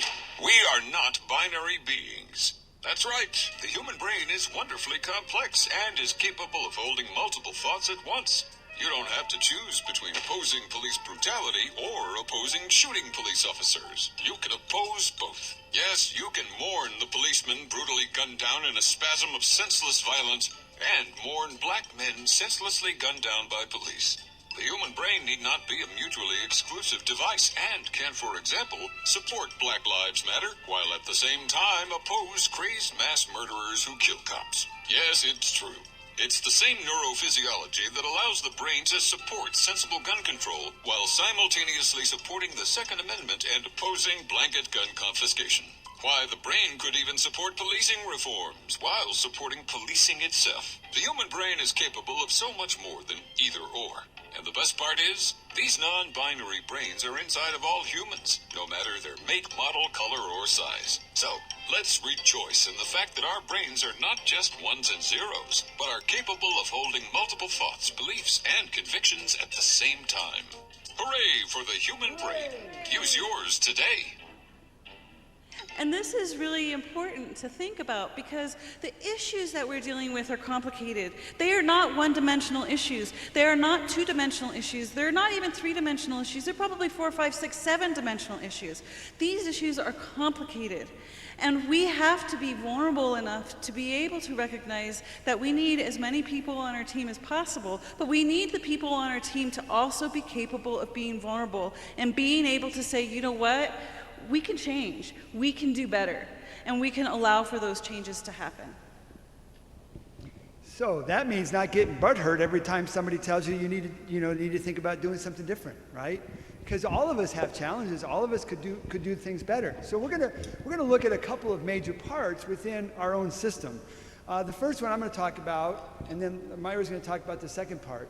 So law enforcement and court challenges. Our criminal justice system is an amazing system, and we travel around the world, and I've experienced criminal justice systems, not in every part of the world, but in many parts of the world, and we have a pretty good, well-formed one. However, most police departments do not have the capacity to properly investigate all crime. So they have to triage, they have to, you heard the chiefs this morning say, we're going to put a missing person over property crime. Well, what happens to the property crime investigations then? We don't have the resources. We don't have the resources. I've never met a law enforcement agency yet that has the resources they need. I've never met a court system yet that has all the resources they need, have all the judges they need, have all the lawyers that they need. Well, maybe too many lawyers sometimes, but that's just an opinion sometimes. But we don't have enough resources. But one of the reasons why we don't have the resources is because law enforcement the chief often works for elected officials. And elected officials get paid to do what? Tell everybody, hey, it's okay, everything's fine here, nothing to see here, right? So one of the self-licking ice cream cones that I often talk about is we don't properly investigate across the board, not just in indigenous lands or indigenous people, we don't properly investigate sexual assault because they're very complicated crimes. Or what? Or death sometimes, right? I mean, heck, Jeffrey Epstein, within an hour they determined he committed suicide. What? I saw a meme, everybody know who Jeffrey Epstein is? So I saw a meme the other day that says, I was shocked to find that Jeffrey Epstein killed himself, but not as shocked as Jeffrey Epstein was, right? Because we don't know. How can you know in a half hour that somebody killed themselves? It takes a really important, very good investigation. So we work with law enforcement agencies around the country and around the world, and oftentimes, police officers will tell me, detectives will tell me, look, I get 30 cases a day in some of these larger cities. I can't possibly work these cases. So what do? Well, I just pick the ones that are easiest to investigate. and we don't investigate the other ones. So what do you tell the victims? What do you tell them? Well, we tell them that their case doesn't have enough, we don't have enough information, we don't have enough leads, we don't have enough to go forward. But that's not the right thing. What they should be telling victims is we don't have the resources. I don't have the time or the manpower to investigate your case. And you know what would happen if we actually was honest about that? You know what would happen? Police would get the resources, and I've seen it happen in Baltimore. I've seen it happen in Missoula, Montana. I've seen it happen in communities where the police actually say, instead of just going to the city council and say, we have 63% of our authorized officers, and we need more officers, tell the community that. Does the community know this? And so those are some of the things. Law enforcement oftentimes doesn't have the right training, doesn't have enough training. We write reports, and people's lives actually hang on those reports, but you know what? None of us are really good writers. If we were good writers, well, some of you, anybody ever in here written a book and published a book? Because if you have, you're a good writer. How about the rest of us? Not so much, right? But everything in the criminal justice system hinges on writing. And sometimes we suck at writing. Sometimes we just don't do it. We're not good writers. And so when a prosecutor looks at a police report sometimes and doesn't see what they need to see, well, it might have been in the real case, but it's not in the report. For some reason, because we summarize reports, and we summarize interviews, and we summarize, instead of giving the real context. We don't rely on advocates as much as we can, which Myra's going to talk about. Sometimes we don't apply the trauma of knowledge, or the knowledge of trauma, and how those things work. And so those are just some of the things now, that comes out of a deep respect for law enforcement. Again, I've worked with and for law enforcement as a law enforcement official for a long time. We're trying, and there's no conspiracy against law enforcement officers to hurt anybody. Generally, now there's some jerk law enforcement officers, just like there's some jerk victim advocates and some jerk nurses and some jerk doctors and things like that. But routinely, I was just in Washington, D.C. last week. We were training the Metropolitan Police. You know what I heard from the Metropolitan Police? Almost the same exact thing I just heard in the last presentation. Our victims don't matter. Our victims don't trust us. Our victims believe they don't matter. Whatever culture they're in. Our victims don't talk to me, so what do you want me to do? Well, you need to work on why they're not talking to you. You need to work on the distrust. You need to work on those things because, and our human trafficking victims, they don't talk to us because they don't trust us. You know why they don't? Because some of them have a history of being harmed by some. So, some thoughts there. And also, one other thing I want to point out on this one is one of the things when police officers are understaffed, it's very problematic because they live in a state of fear. Did you know domestic violence is one of the most dangerous calls a police officer can respond to? And did you know a lot of the calls, half of them, are domestic violence? They're thinking about that when they go on shift. Hope told me a story of a police officer that was texting her from Tuba that was telling her she was on shift alone that night. And I think about that police officer being on shift all by herself in a community of 8,000 people. One domestic violence call, she does not have backup.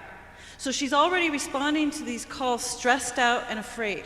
And as soon as we put people in a situation where they're functioning in a state of fear or high stress, then we're compromising their ability to think logically. And then we're holding them accountable for being in a stressed out situation. And so this trauma and high stress is impacting not just victims of crime, but also first responders. And this is a really important point. Can I just make one more point? Yeah. Most police officers, in my experience, again, I'm biased, really want to do a great job. If they had the resources, if they had the training, but most of us also experience complex trauma. I mean, I wasn't just shot at once. I didn't just have one person try to stab me or kill me. Several times. And so what does that do? So we have to really take care of ourselves, which we're going to talk towards the end. But most police officers are really, really good people. We just have to be, I think, from the criminal justice system, the criminal justice system needs to be more honest with the community about what is needed. And then the resources will come in. Washington, D.C., the District of Columbia turns in millions of dollars every year, surplus funds, when police officers they don't have body armor, they don't have body cams, and they don't have the resources they need. They don't have enough detectives to investigate these cases. So what do? We need to go to the public. Minnesota did just that. So there's a reporter in Minnesota, and he did an 8-part series on how problematic sexual assault investigations were, how victims across the board were not being properly treated and properly investigated. And guess what Minnesota is now doing? They're getting, the legislature is giving them tons of resources, they're getting tons of training, they're getting new personnel, they're getting many more personnel, and they're going to be taking care of the problem because the public knew. I highly recommend reading that. We got to read the police reports and do an assessment as part of that, and it was really shocking. Okay, so this is from a systematic issue. Both of these slides are systematic flaws within the system. And even from a social services perspective, we have systematic flaws as well. Social services historically are underfunded, underpaid, and undereducated, right? And those big things are very important for us to take into consideration. When I used to work at Victim Witness Services here, the starting salary at that time was like $30,000, right? I often would have advocates working all day with these stressful situations, around the clock, 24 hours a day. They'd be on call for 7 days at a time, and then at night they were driving for Uber because they weren't making a living wage to be able to do that. People who work in social services, they're not there because they're there because of passion, but they should also be able to make a living wage. Another thing that happens when we put this kind of dynamic into our system is that the systems become disconnected from each other because we're competing for resources. Right? Now suddenly we're disconnected. We're not working together, we're working in silos, we're grant writing. VOCA's coming out with a big, huge grant. I can't talk to you about what I'm writing about because then you might try to steal my ideas and I won't get as much money from my agency, which I absolutely need. Right? We actually should be working together because that disconnection is keeping us in silos. Plus, schools and medical facilities don't recognize trauma in a meaningful way. All of these things become toxic, and social service workers become toxic. And this is pretty common, toxic environments, right? Those advocates that were calling that client stinky, that's a toxic culture that's very, very difficult to deal with. And then finally, they don't practice applied intersectionality. Intersectionality is the concept where we look at people beyond this one-dimensional lens, right? Like I am a female, and I'm also cisgendered. I'm heterosexual, I'm middle class, I'm mixed, right? My ethnicity is mixed. I have all of these dynamics, and all of these dynamics play a role in my life in some way or another. We have to look at our clients that way because say somebody is a victim of crime, but they don't have their nation status currently in Arizona. Right? They're not aliens. Aliens are those little green people that come from the sky. Right? They're not illegals because it's inherently problematic to consider somebody illegal just by existing. They're people without their nation status. And if you went to Japan, you would be without your nation status as well, you know, unless you had some kind of visa. That's just countries. But that becomes a problem, right? There was a point in time in Tucson about 10 years ago where ICE was responding to all calls alongside police officers when somebody had an accent when they called for help.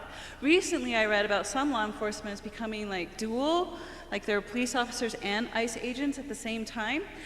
Now when systems decide to do that, do you think somebody with an accent's going to call the police? Absolutely not. They're not going to call because they live in communities with people like themselves, and they don't want to bring the person who brings the people who do the deportations in. You know what that means to the wider society? They're now open grounds for sexual assault and domestic violence and human sex trafficking because they don't have their nation status. We have to understand intersectionality in order to be able to do that. Another thing I want to talk about is advocates. Advocates are amazing. Right? Advocates are the people who are supposed to walk with you through the criminal justice system and provide emotional support. Except it's not really just emotional support. It's not just two people sitting there holding hands. I've worked with some victims who, you know, I'm just like surprised by their experience. And I'm just like, did you have an advocate? And they're just like, yeah. One victim was just like, yeah, she just sat there. Right? The police officer was telling me about the way I was dressed and that I was drinking and telling me it was all my fault, and my advocate just sat there. You should just call them sitters. And that's where it becomes difficult because an advocate, by the nature of the very word, is an adjective. It's an action word. When we advocate, we're actually advocating on behalf of somebody else. We're actually actioning it, right? And there's two different types of advocates. There's community-based advocates. Like here, Victim Witness Services is a nonprofit agency, and they're able to be human-centric because they don't work for the police department and they don't work for the prosecutor's office. So that makes their community-based. Then we have systems-based advocates where they're advocates like the Attorney General's office. They have an advocate that works for the Attorney General and they do the advocacy within that system. Now, there's pros and cons to both systems.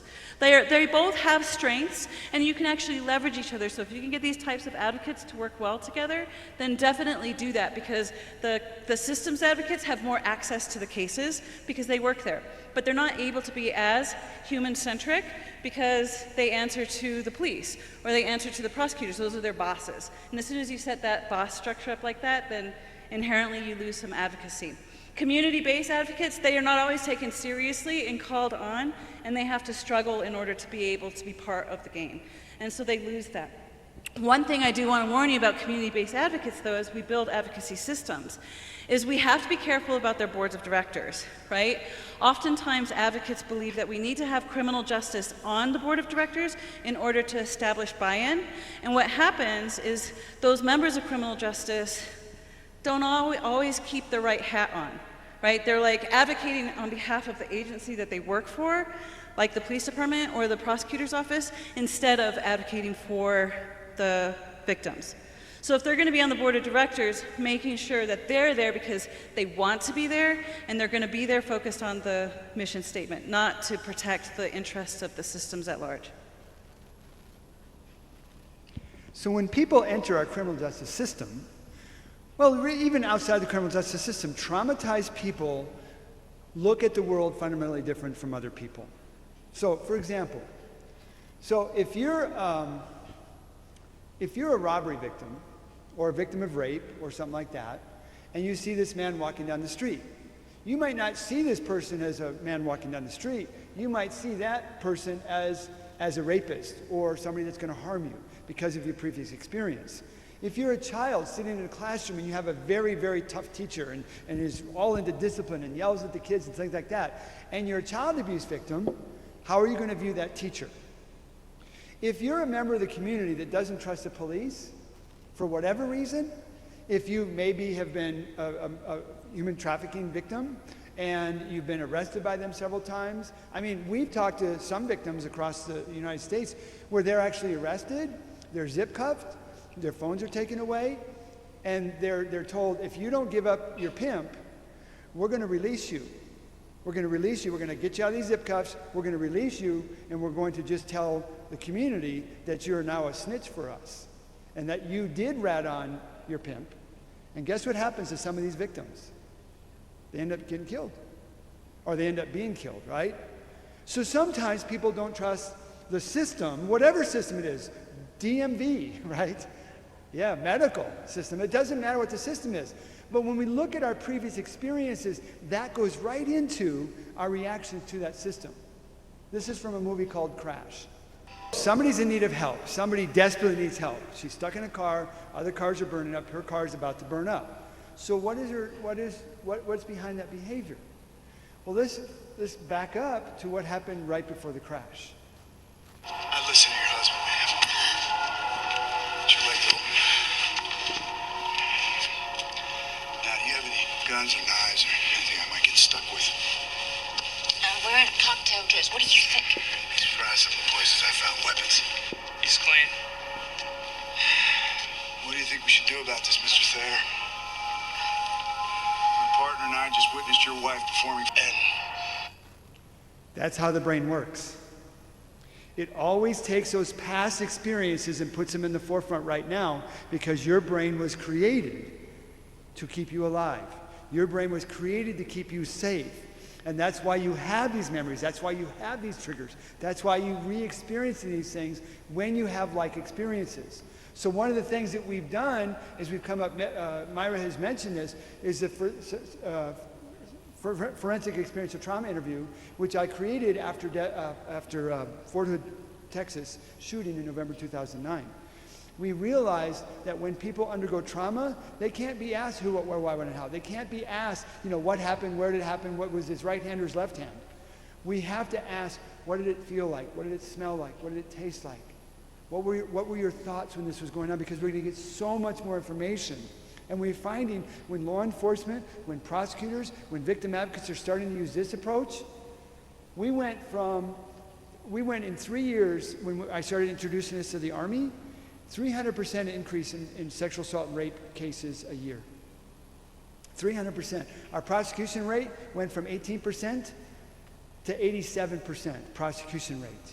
And we went from conviction rates of around 26% up to 89% in 3 years, because we started taking a different approach. We can't keep doing the same things over and over and over and over again.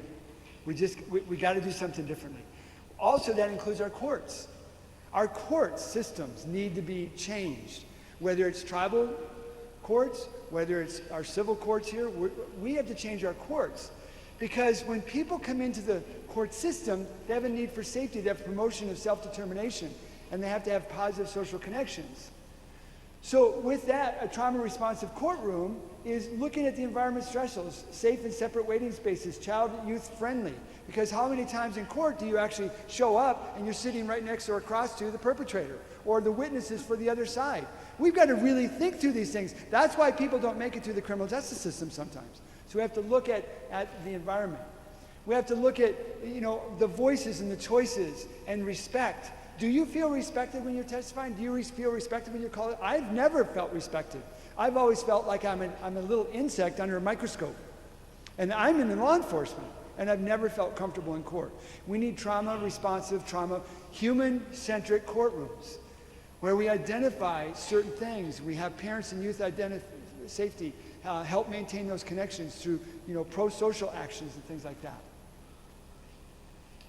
And so with trauma-informed courtrooms, there's no way to really talk about in this short amount of time what that would actually look like. So on our website, under strandsquared.com, you can go to Trauma-Informed Knowledge Applied, and then Let Us Help, Trauma-Informed Response Care Toolkits. We're currently building that page up right now, but this toolkit right here on how to build a trauma-informed courtroom is there.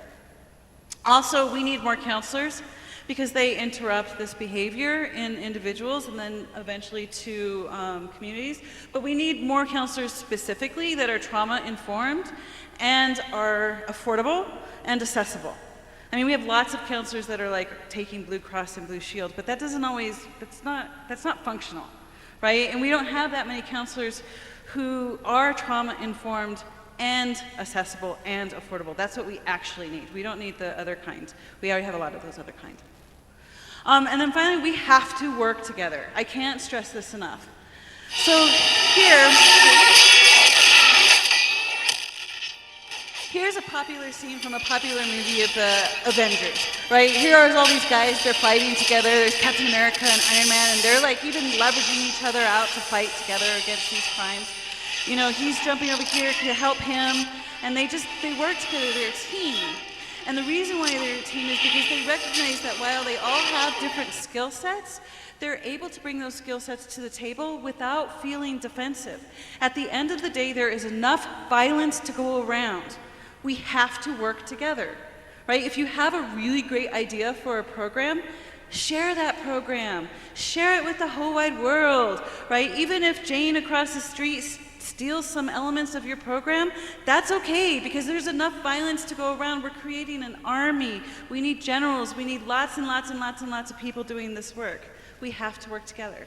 And then obviously that goes into jurisdictional issues. There is nobody that understands this more than the people in this room, so I'm not going to pound it down, but I will say, after working in Northern Arizona in the field of victim services for almost 20 years, this is a problem.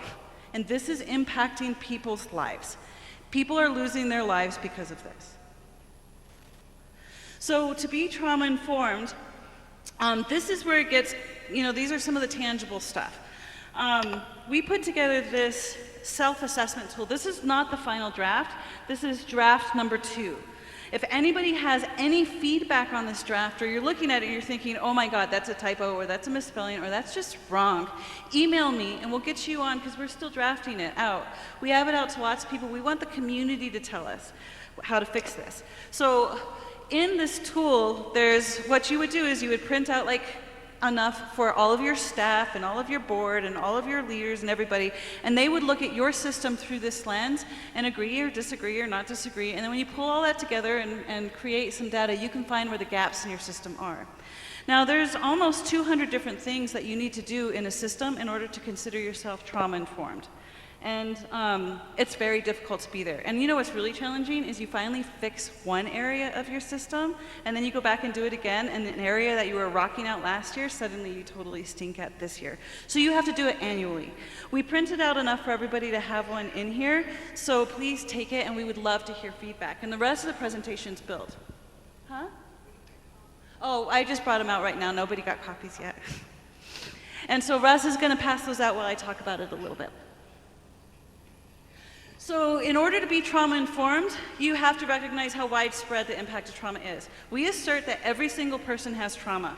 And so that means your coworkers have trauma. That pain in the butt person that works across the hall that gives you all the kinds of grief and that you really hate working with, trauma, right? And if we look at that from that lens, then we can be more compassionate. Everybody has trauma, which creates changes in behavior, sadness, fear, loss of appetite, issues with sleep, substance abuse, running away.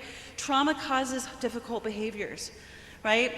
We have to recognize the signs of that. We have to respond to trauma by integrating the knowledge of trauma into our policies, practices, and protocols. We have to actually change what we're doing in order to make changes. You can't make change if you don't change. So you have to change it institutionally. And we have to actively seek re-traumatization.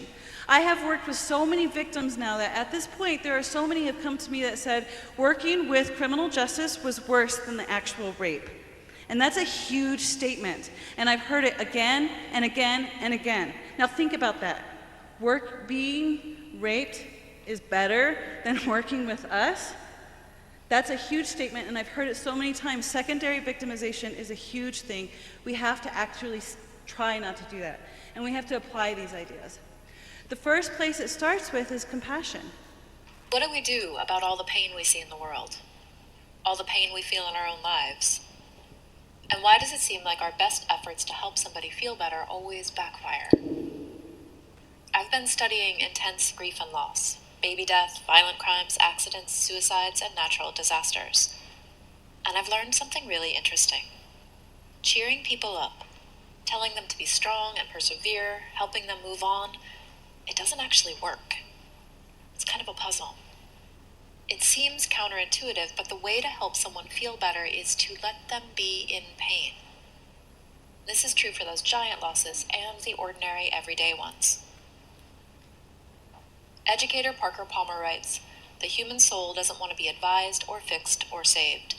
It simply wants to be witnessed exactly as it is." He's talking about acknowledgement here.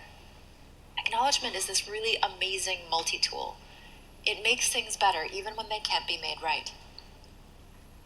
For example, somebody's struggling. Their baby died, or there's been a bad accident, or their mom got sick, and they're just sad. It's way more helpful to join them in their pain than it is to cheer them up.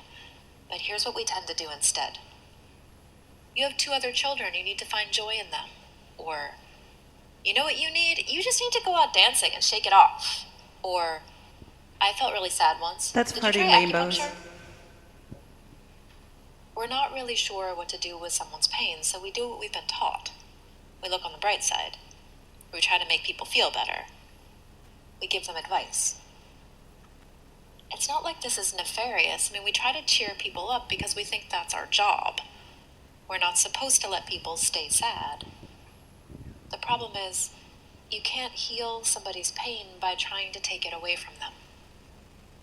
Now, acknowledgement does something different. When a giant hole opens up in someone's life, it's actually much more supportive to acknowledge that hole and let pain exist. It's actually a radical act to let things hurt. It goes against what we've been taught. In order to really support you, I have to acknowledge that things really are as bad as they feel to you. If I try to cheer you up, you end up defending yourself and your feelings.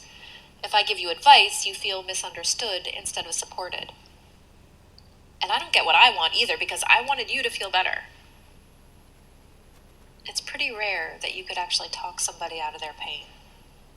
Rarely does the admonishment to look on the bright side actually heal things for someone. It just makes them stop telling you about their pain. It's so tempting to try to make things better. When somebody shares something painful, it's much more helpful to say, "I'm sorry that's happening. Do you want to tell me about it?" To be able to say, this hurts, without being talked out of it. That's what helps. Being heard helps. It seems too simple to be of use, but acknowledgement can be the best medicine we have. It makes things better, even when they can't be made right. Compassion. If you don't get anything else out of this afternoon presentation from Myra and I, it's compassion. You can't fix their pain, so stop trying. Just be there with them in the moment. Help them, just be there and provide whatever they need. Just be there with them, sit there with them, and help them to heal just by being human and having that compassionate connection. All right, the next few slides I'm going to just kind of fly through because they're tangibles and they're in relation to that tool. All right, so one of the things social service and a lot of different agencies do is they hand out these phone numbers, lists of phone numbers. Don't do that. Nobody wants 500 phone numbers when they're in crisis. You actually have to help them. Just get a little index card and write down 4 numbers, the ones that they actually need. You know, if they're facing homelessness, then write down the 3 numbers that they need to actually find a home. They don't need to know about legal services and how to get a divorce and where to get, you know, everything. They need you to work with them in a human-centric way, not just throw them 500 phone numbers and push them out the door.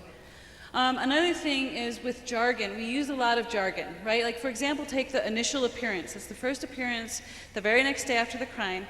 What they deal with there is the defendant will get a copy of their complaint. The judge will decide probable cause, did he or she probably do it, and determine if the defendant has a right to counsel. Right? When you have a victim who needs to know about this hearing, just simplify it. Give them a card. Tell them the only thing they need to worry about is terms of release, right? They have a voice about whether or not that person should get in and out of jail. That's the only thing they have to worry about. Make it simple for them. Simplify the whole process for them. Right? In the tool, we broke all the tools up into these big sections because these are kind of it's just a way to organize things in an easier way. When it comes to accountability, we have to hold our systems accountable. Currently, right now, nobody holds criminal justice accountable, right? Prosecutors are elected, but they're not elected under sunshine laws, so we don't know if they're any good or not by the time they become a criminal county prosecutor. Who knows if they're good, right? We need to be able to have audits from outside people. We need to hold each other accountable to honesty. We need to put in sunshine laws where we actually tell people if they're prosecuting cases or not, because that will make a big difference. It has to be vulnerable and authentic. But what are we hiding? You know, let's not hide anymore. Let's be authentic and hold it accountable. We have to train in action. I put training in action. I put a whole bunch of lists in that category because I used to send staff to go to training, and then I would come back and nothing would change.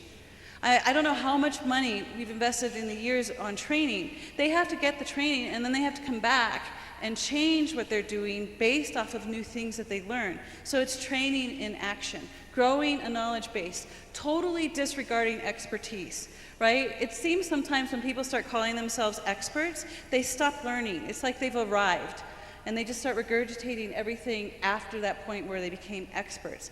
Let's throw that term out and expect people to continue reading and continue learning. Establishing a safe physical environment, right? Just make it safe. You want to talk about that one? Sure.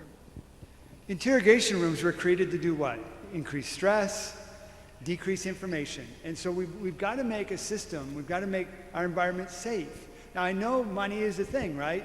But there's a lot of agencies and organizations in our communities that are actually looking for projects, looking for things to do, to create better facilities, create better waiting rooms, create better interview rooms. And so we need to tap into those. Like Myra was involved in the, what is it, Optimus? Seroptimus, right? And they were always looking for projects. You've got Key Clubs, you've got Kiwanis, you've got a lot of really good community organizations that would be not only willing but wanting to help create some of these safe environments. And it's not just physically safe, it's also emotionally safe. But you know, we just looked at an article that came out about prisons, and people are released from prison at 2, 3, 4 in the morning. How safe is that? And what are we doing setting them up for failure? You know, so we've got to think through that physical and emotional safety. People that are in prison because they have substance abuse issues, and you're releasing them at 3 in the morning, That's not a good thing. So what are we doing? We're just creating that revolving door, and we got to close that door. So, Myra, we may unintentionally cause our clients to relive trauma, the importance of physical environment. So what hurts is, right? I'm going to talk about what hurts, you talk about what helps. So congested areas that are noisy, poor signage that is confusing, uncomfortable furniture, cold, non-inviting colors and things on the wall. I am so frustrated. We travel to so many airports, and some of the signage in these airports is horrible. I can't find the rental car counter. I can't find where Uber picks you up because nobody knows. And signs are very, very difficult. What helps, Myra? Helps is treatment and waiting rooms that are comfortable, calming, and offers privacy. Furniture that's clean and comfortable, right? Don't make people sit in gross, yucky, peed-on furniture. No wrong door philosophy. If somebody comes to your services and you're not the right services for them, then ask them to sit down, Google it on the internet where they're supposed to go, and write down a little card and send them to the place that they were supposed to go. Don't just tell them, I'm sorry, we're a domestic violence agency. We don't work with victims of human trafficking. That's the wrong door. Don't do that. Wall coverings, posters, and pictures that convey genuinely hopeful and optimistic art and colors. So when it comes to the importance of relationship, what hurts is interactions that are humiliating, harsh, impersonal, disrespectful, critical, demanding, and judgmental. Everyone that works with human beings should be a human being and act like a human being. So that hurts. What helps, Myra? It helps is when you have interactions that are genuine and express kindness and patience and reassurance, even if the outcome is going to be poor for them, because there's no guarantees in the criminal justice system. But if you sit them down and treat them like they're important, like, thank you for coming, and thank you for trusting me with your story, and would you like a cup of hot tea, and, being kind and helping them in a kind way, that makes such a big difference. And using words like thank you and please. And when you do intakes, if you have to fill out paperwork, please, please, please, don't do it right away. Meet them where they are. Understand what they're bringing to you. Find out what you need, and then do the paperwork. Just do the paperwork later. Is there any requirement to do paperwork first? No. Do it later. I mean, I know a lot of agencies have requirements for paperwork, but meet the person first. Connect with them humanly, and do the paperwork afterwards. That really makes a difference. Policies. So all of this stuff should be rewritten in your policies and procedures. And your policies, procedures, and protocols should be written in neuroscience, rooted in neuroscience. And we put lots of examples in that tool of what that would look like, right? So make it happen. It's a big job rewriting policies and procedures. I totally get that. And there's a lot of research involved, and it's time-consuming, but do it anyway. So when it comes to policies and procedures, what hurts is rules that always seem to be broken. If people aren't following the policy, take a look at the policy. Maybe it's not a good policy. Policies and procedures that focus on organizational needs rather than the client needs. Documentation within minimal involvement of the clients. Many hoops to go through before a client's needs are met, and language barriers. We need to address language barriers. So that's what hurts. What helps, Myra? What helps is meeting where they're at. Again, having rules that what they can do instead of what they can't do. And I say this because there was one time several years ago where a woman was beat up so bad by her partner that he broke her jaw, right? And then they had to wire her jaw shut. And so she called the local domestic violence shelter, but she couldn't talk. So she was telling the local domestic violence shelter, her sister was saying, I can do the intake for her because she can't talk. Her jaw is wired shut. That DV shelter had a policy that said, no, we have to do the intake with the actual victim. So then she called us, and we tried, please, she can't talk. You can't talk to her on the phone. Her jaw is wired shut. I'm sorry, our policy is this. That woman ended up dying. This policy was so strict that she ended up dying because of the policy. Because this lacks common sense. There should be flexibility in all policies to be able to navigate some of those things. If someone's jaw is wired shut, they cannot talk. So you have to think of a different way. So you need policies like that. The voices that inform. Who's telling you how to build your program? Is it the so-called experts, or is it the people that you serve?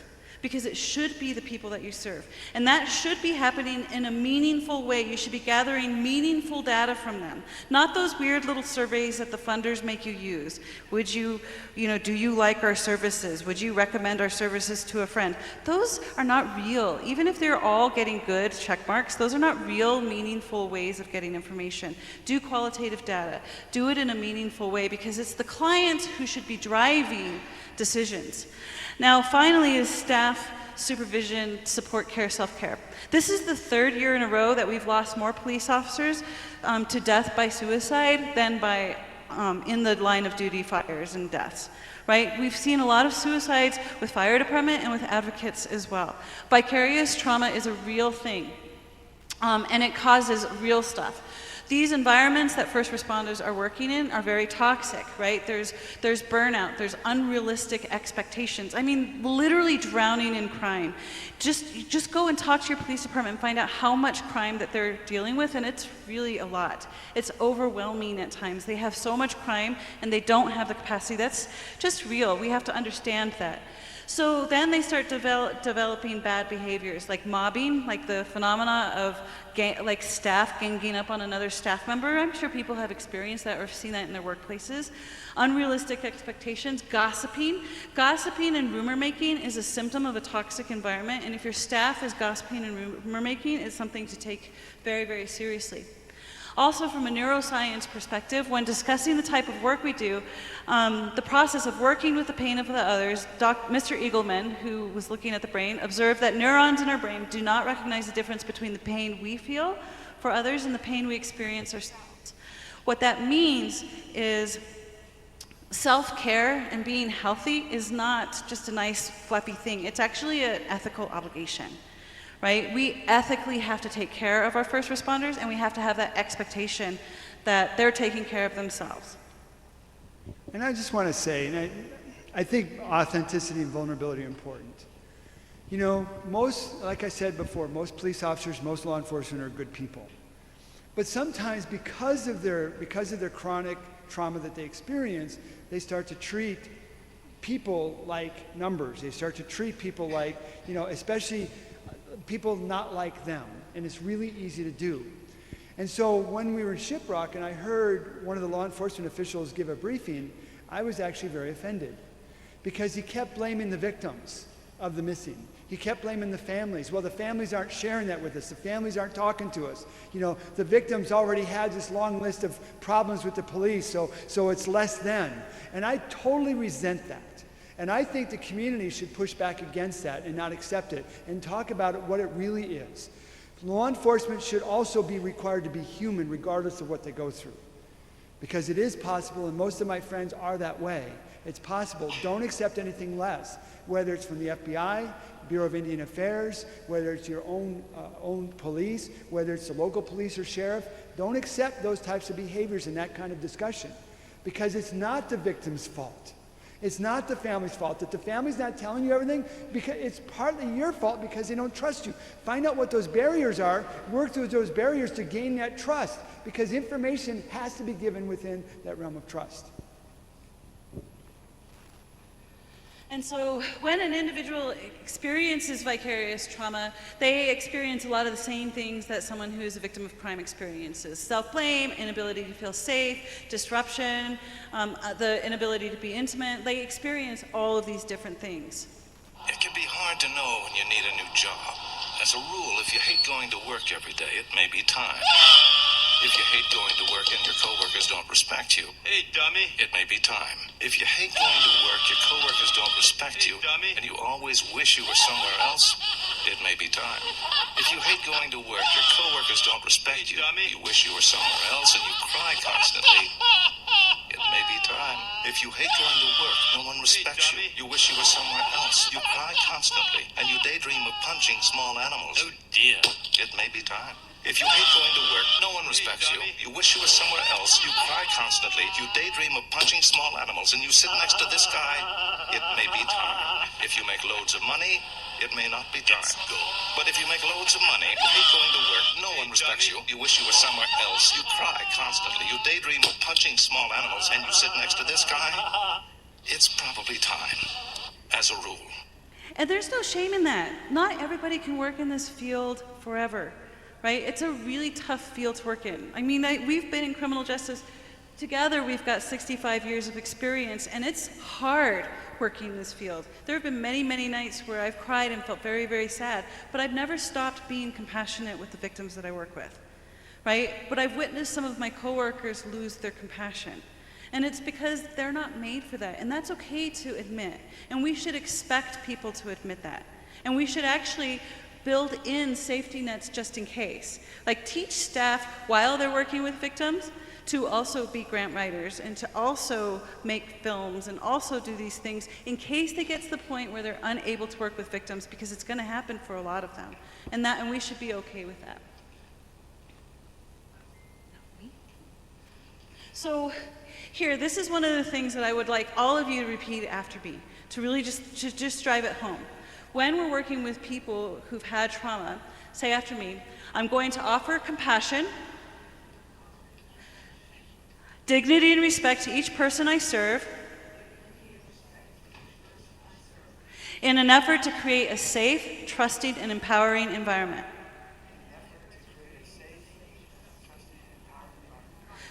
Because if you can do that, then the compassion, dignity, and respect creates safety, which safety creates bravery and courage, and they'll become more cooperative, more able to remember new things, just more able in general. You'll get better and more quality evidence, and you'll be able to report to prosecution and have a better case. And then the investigation is holistic, better justice outcome, offender accountable, victim receives justice and closure. By offering the people that we serve compassion, respect, and dignity and kindness, we are going to move further in the criminal justice system. But there's a difference between being nice. Being nice is not saying anything and not disrupting toxic behaviors because you don't want to be mean. Sometimes being kind is being cruel. And that's saying, hey, you know, this isn't what's great for the victim. What's happening right now isn't working really well for the victim. We have to shift a little bit. We have to pivot. You can say it in any different way you can, but we have to be able to say it because that's what's kind. So that was a quick rundown. That was really fast, and we're sorry we had to move through so quickly. We actually are very grateful for the time we have. We're very grateful for the honor to be able to work with you. We're invested in this. We want to continue to work and help us solve some solution or find some solutions, but we have to think differently. As we're creating the database, as we're moving forward, as we're looking at maybe even some cultural differences, some cultural similarities, as we're looking for the metrics, as we're looking for these things, we have to keep compassion at the forefront of everything we're doing. Instead of just bringing up a problem, we always have to bring up a solution. And so when we do that, and we can all work together, I think we can all learn together, and we have to change. This is so disgusting that any relative is missing and there's not a full court press. That any relative is missing for a week, for a month, for a year, for 20 years, for 30 years, and maybe we don't ever know. So we really appreciate you working with us and us being able to work with you. And this is something that's very close to my heart. This isn't something I tell a lot of people. It's not a platform I stand on or something I tell the world or anything like that. But I am going to tell you because it is really relevant. My grandmother was Yakima. She was full-blooded Yakima. And when she was 5 years old, she was taken to a boarding school and successfully assimilated. She never, ever went back to her tribe, ever. Never met those people. I have no connection at all to that group of people, none. I am walking assimilation, right? I have no connection.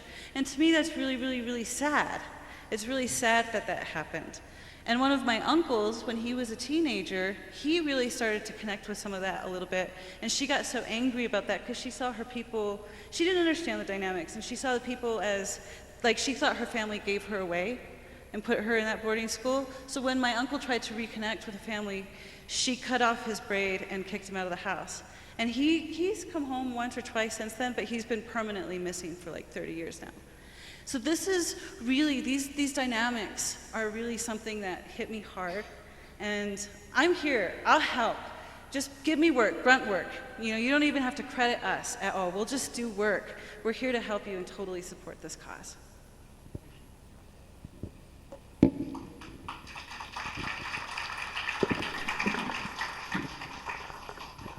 Thank you very much. Does anyone have any questions? That was very informative, I guess. Thank you very much. So this concludes our day, today actually.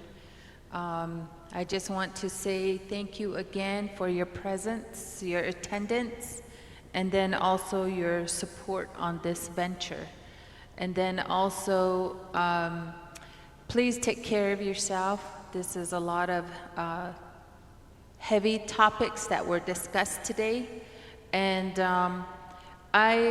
where I come from, I work in Tuba City at the school district.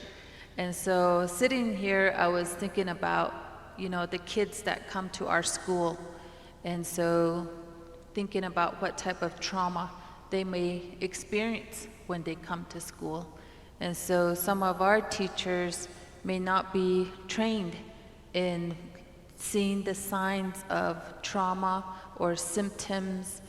And so sometimes I listen and I hear people say things like, El chine do dat di tsada. El chine yo ba eta dalla, yo eta atsi. Ado la eta bet no do ik eta eda do te zinda. Those are some of the things that I hear working in a school. So I always think, why is it like that? And so there's many answers that I have received, but I don't think this is one area that has been explored. So interesting is what I thought. But then I go back also, we're talking about wages, $30,000 annual wages for years back for social workers. That's realistic on the Navajo Nation, right? So it's not an 8-to-5 job. Then you have on-call, and they don't even get paid for that extra time. So they're required to have meetings in Window Rock. They gotta leave that one day. Just to go to Tuba City is, from Tuba to Window Rock is considered one-day travel.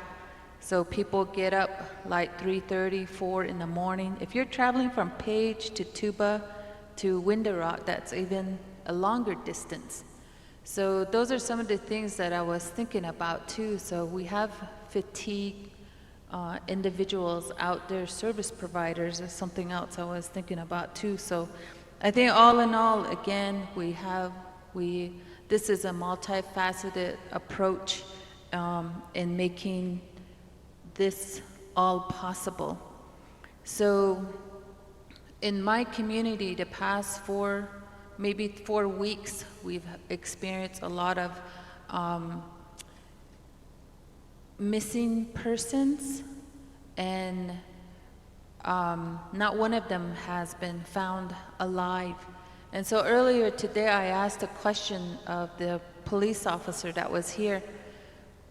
When they come across somebody, how do they make contact with Native communities? So the reason why I asked that question is, from my community of coal mine, we have a young lady that apparently got sick. She ended up at the hospital in Phoenix, and everything turned for the worst, and they weren't able, she didn't have anything on her to say she was a Navajo or that she had family somewhere. And so she passed away without ever having anybody there with her. When she passed, there was nobody to claim her. And so I remember an article that had there was a photo on that paper, Arizona Republic, and that person looked so familiar, and I couldn't place that person. And so 6 months later, apparently the family hadn't heard from her, and so they went to look for her. And so then somebody found an old article, and it started getting posted on Facebook, and one of her relatives, her cousins, recognized her. And so they didn't have her labeled with her maiden name. It was actually her married name, but she was divorced and she didn't change her name back. So all in all, in the end, they couldn't find any family, and they cremated her body. So months later is when the family was able to find closure on her. That's the reason why I asked that question. So it's not so much a missing person, but an individual that went to the hospital, was sick, and ended up passing. So that was another, I guess, scenario that some of these missing and murdered Diné relatives could fall into also. So today we've learned about various organizations that can provide services, and then we've engaged in a lot of meaningful discussion and dialogue pertaining to resources, and also identified areas that is still lacking, still requires attention. And for me, I hope that we would be able to establish a clearinghouse in order to work with our local law enforcement, and then also outside resources too. So that was what I was thinking about. And then identify long-term solutions, educating our community, educating our students in the classroom when they're young, you know, for their safety and for their protection. So with that, without having to go into any more in-depth discussion, I'd like to close this today. And so just a little exercise just to recenter and restore your energy for today. So I ask that you participate. So with that, I'd like you all to close your eyes. Close your eyes and think about right here, right now, your presence, your breathing. Breathe deeply and feel that life energy in your body. Breathe out. With that comes out the tension. With that comes out the negativity and the negative experiences that you have heard today. Breathe in is the clean, clear, life-giving air that was bestowed upon you the day you were born, and that gives you and continues to give you life. Breathe out, and those are the stresses. Maybe you're tired, maybe you're tense, whatever that is, however it's affected your body today, that's what you're exhaling. And so imagine a white light that's on you. This morning we said a prayer regarding the Creator's healing and loving light. That light is restored, that life-giving presence that heals and keeps you safe. Breathe in, breathe out, relax, and open your eyes. So thank you very much. Have a good evening. Be safe, be aware, and we shall see you tomorrow bright and early, 8 a.m. Thank you.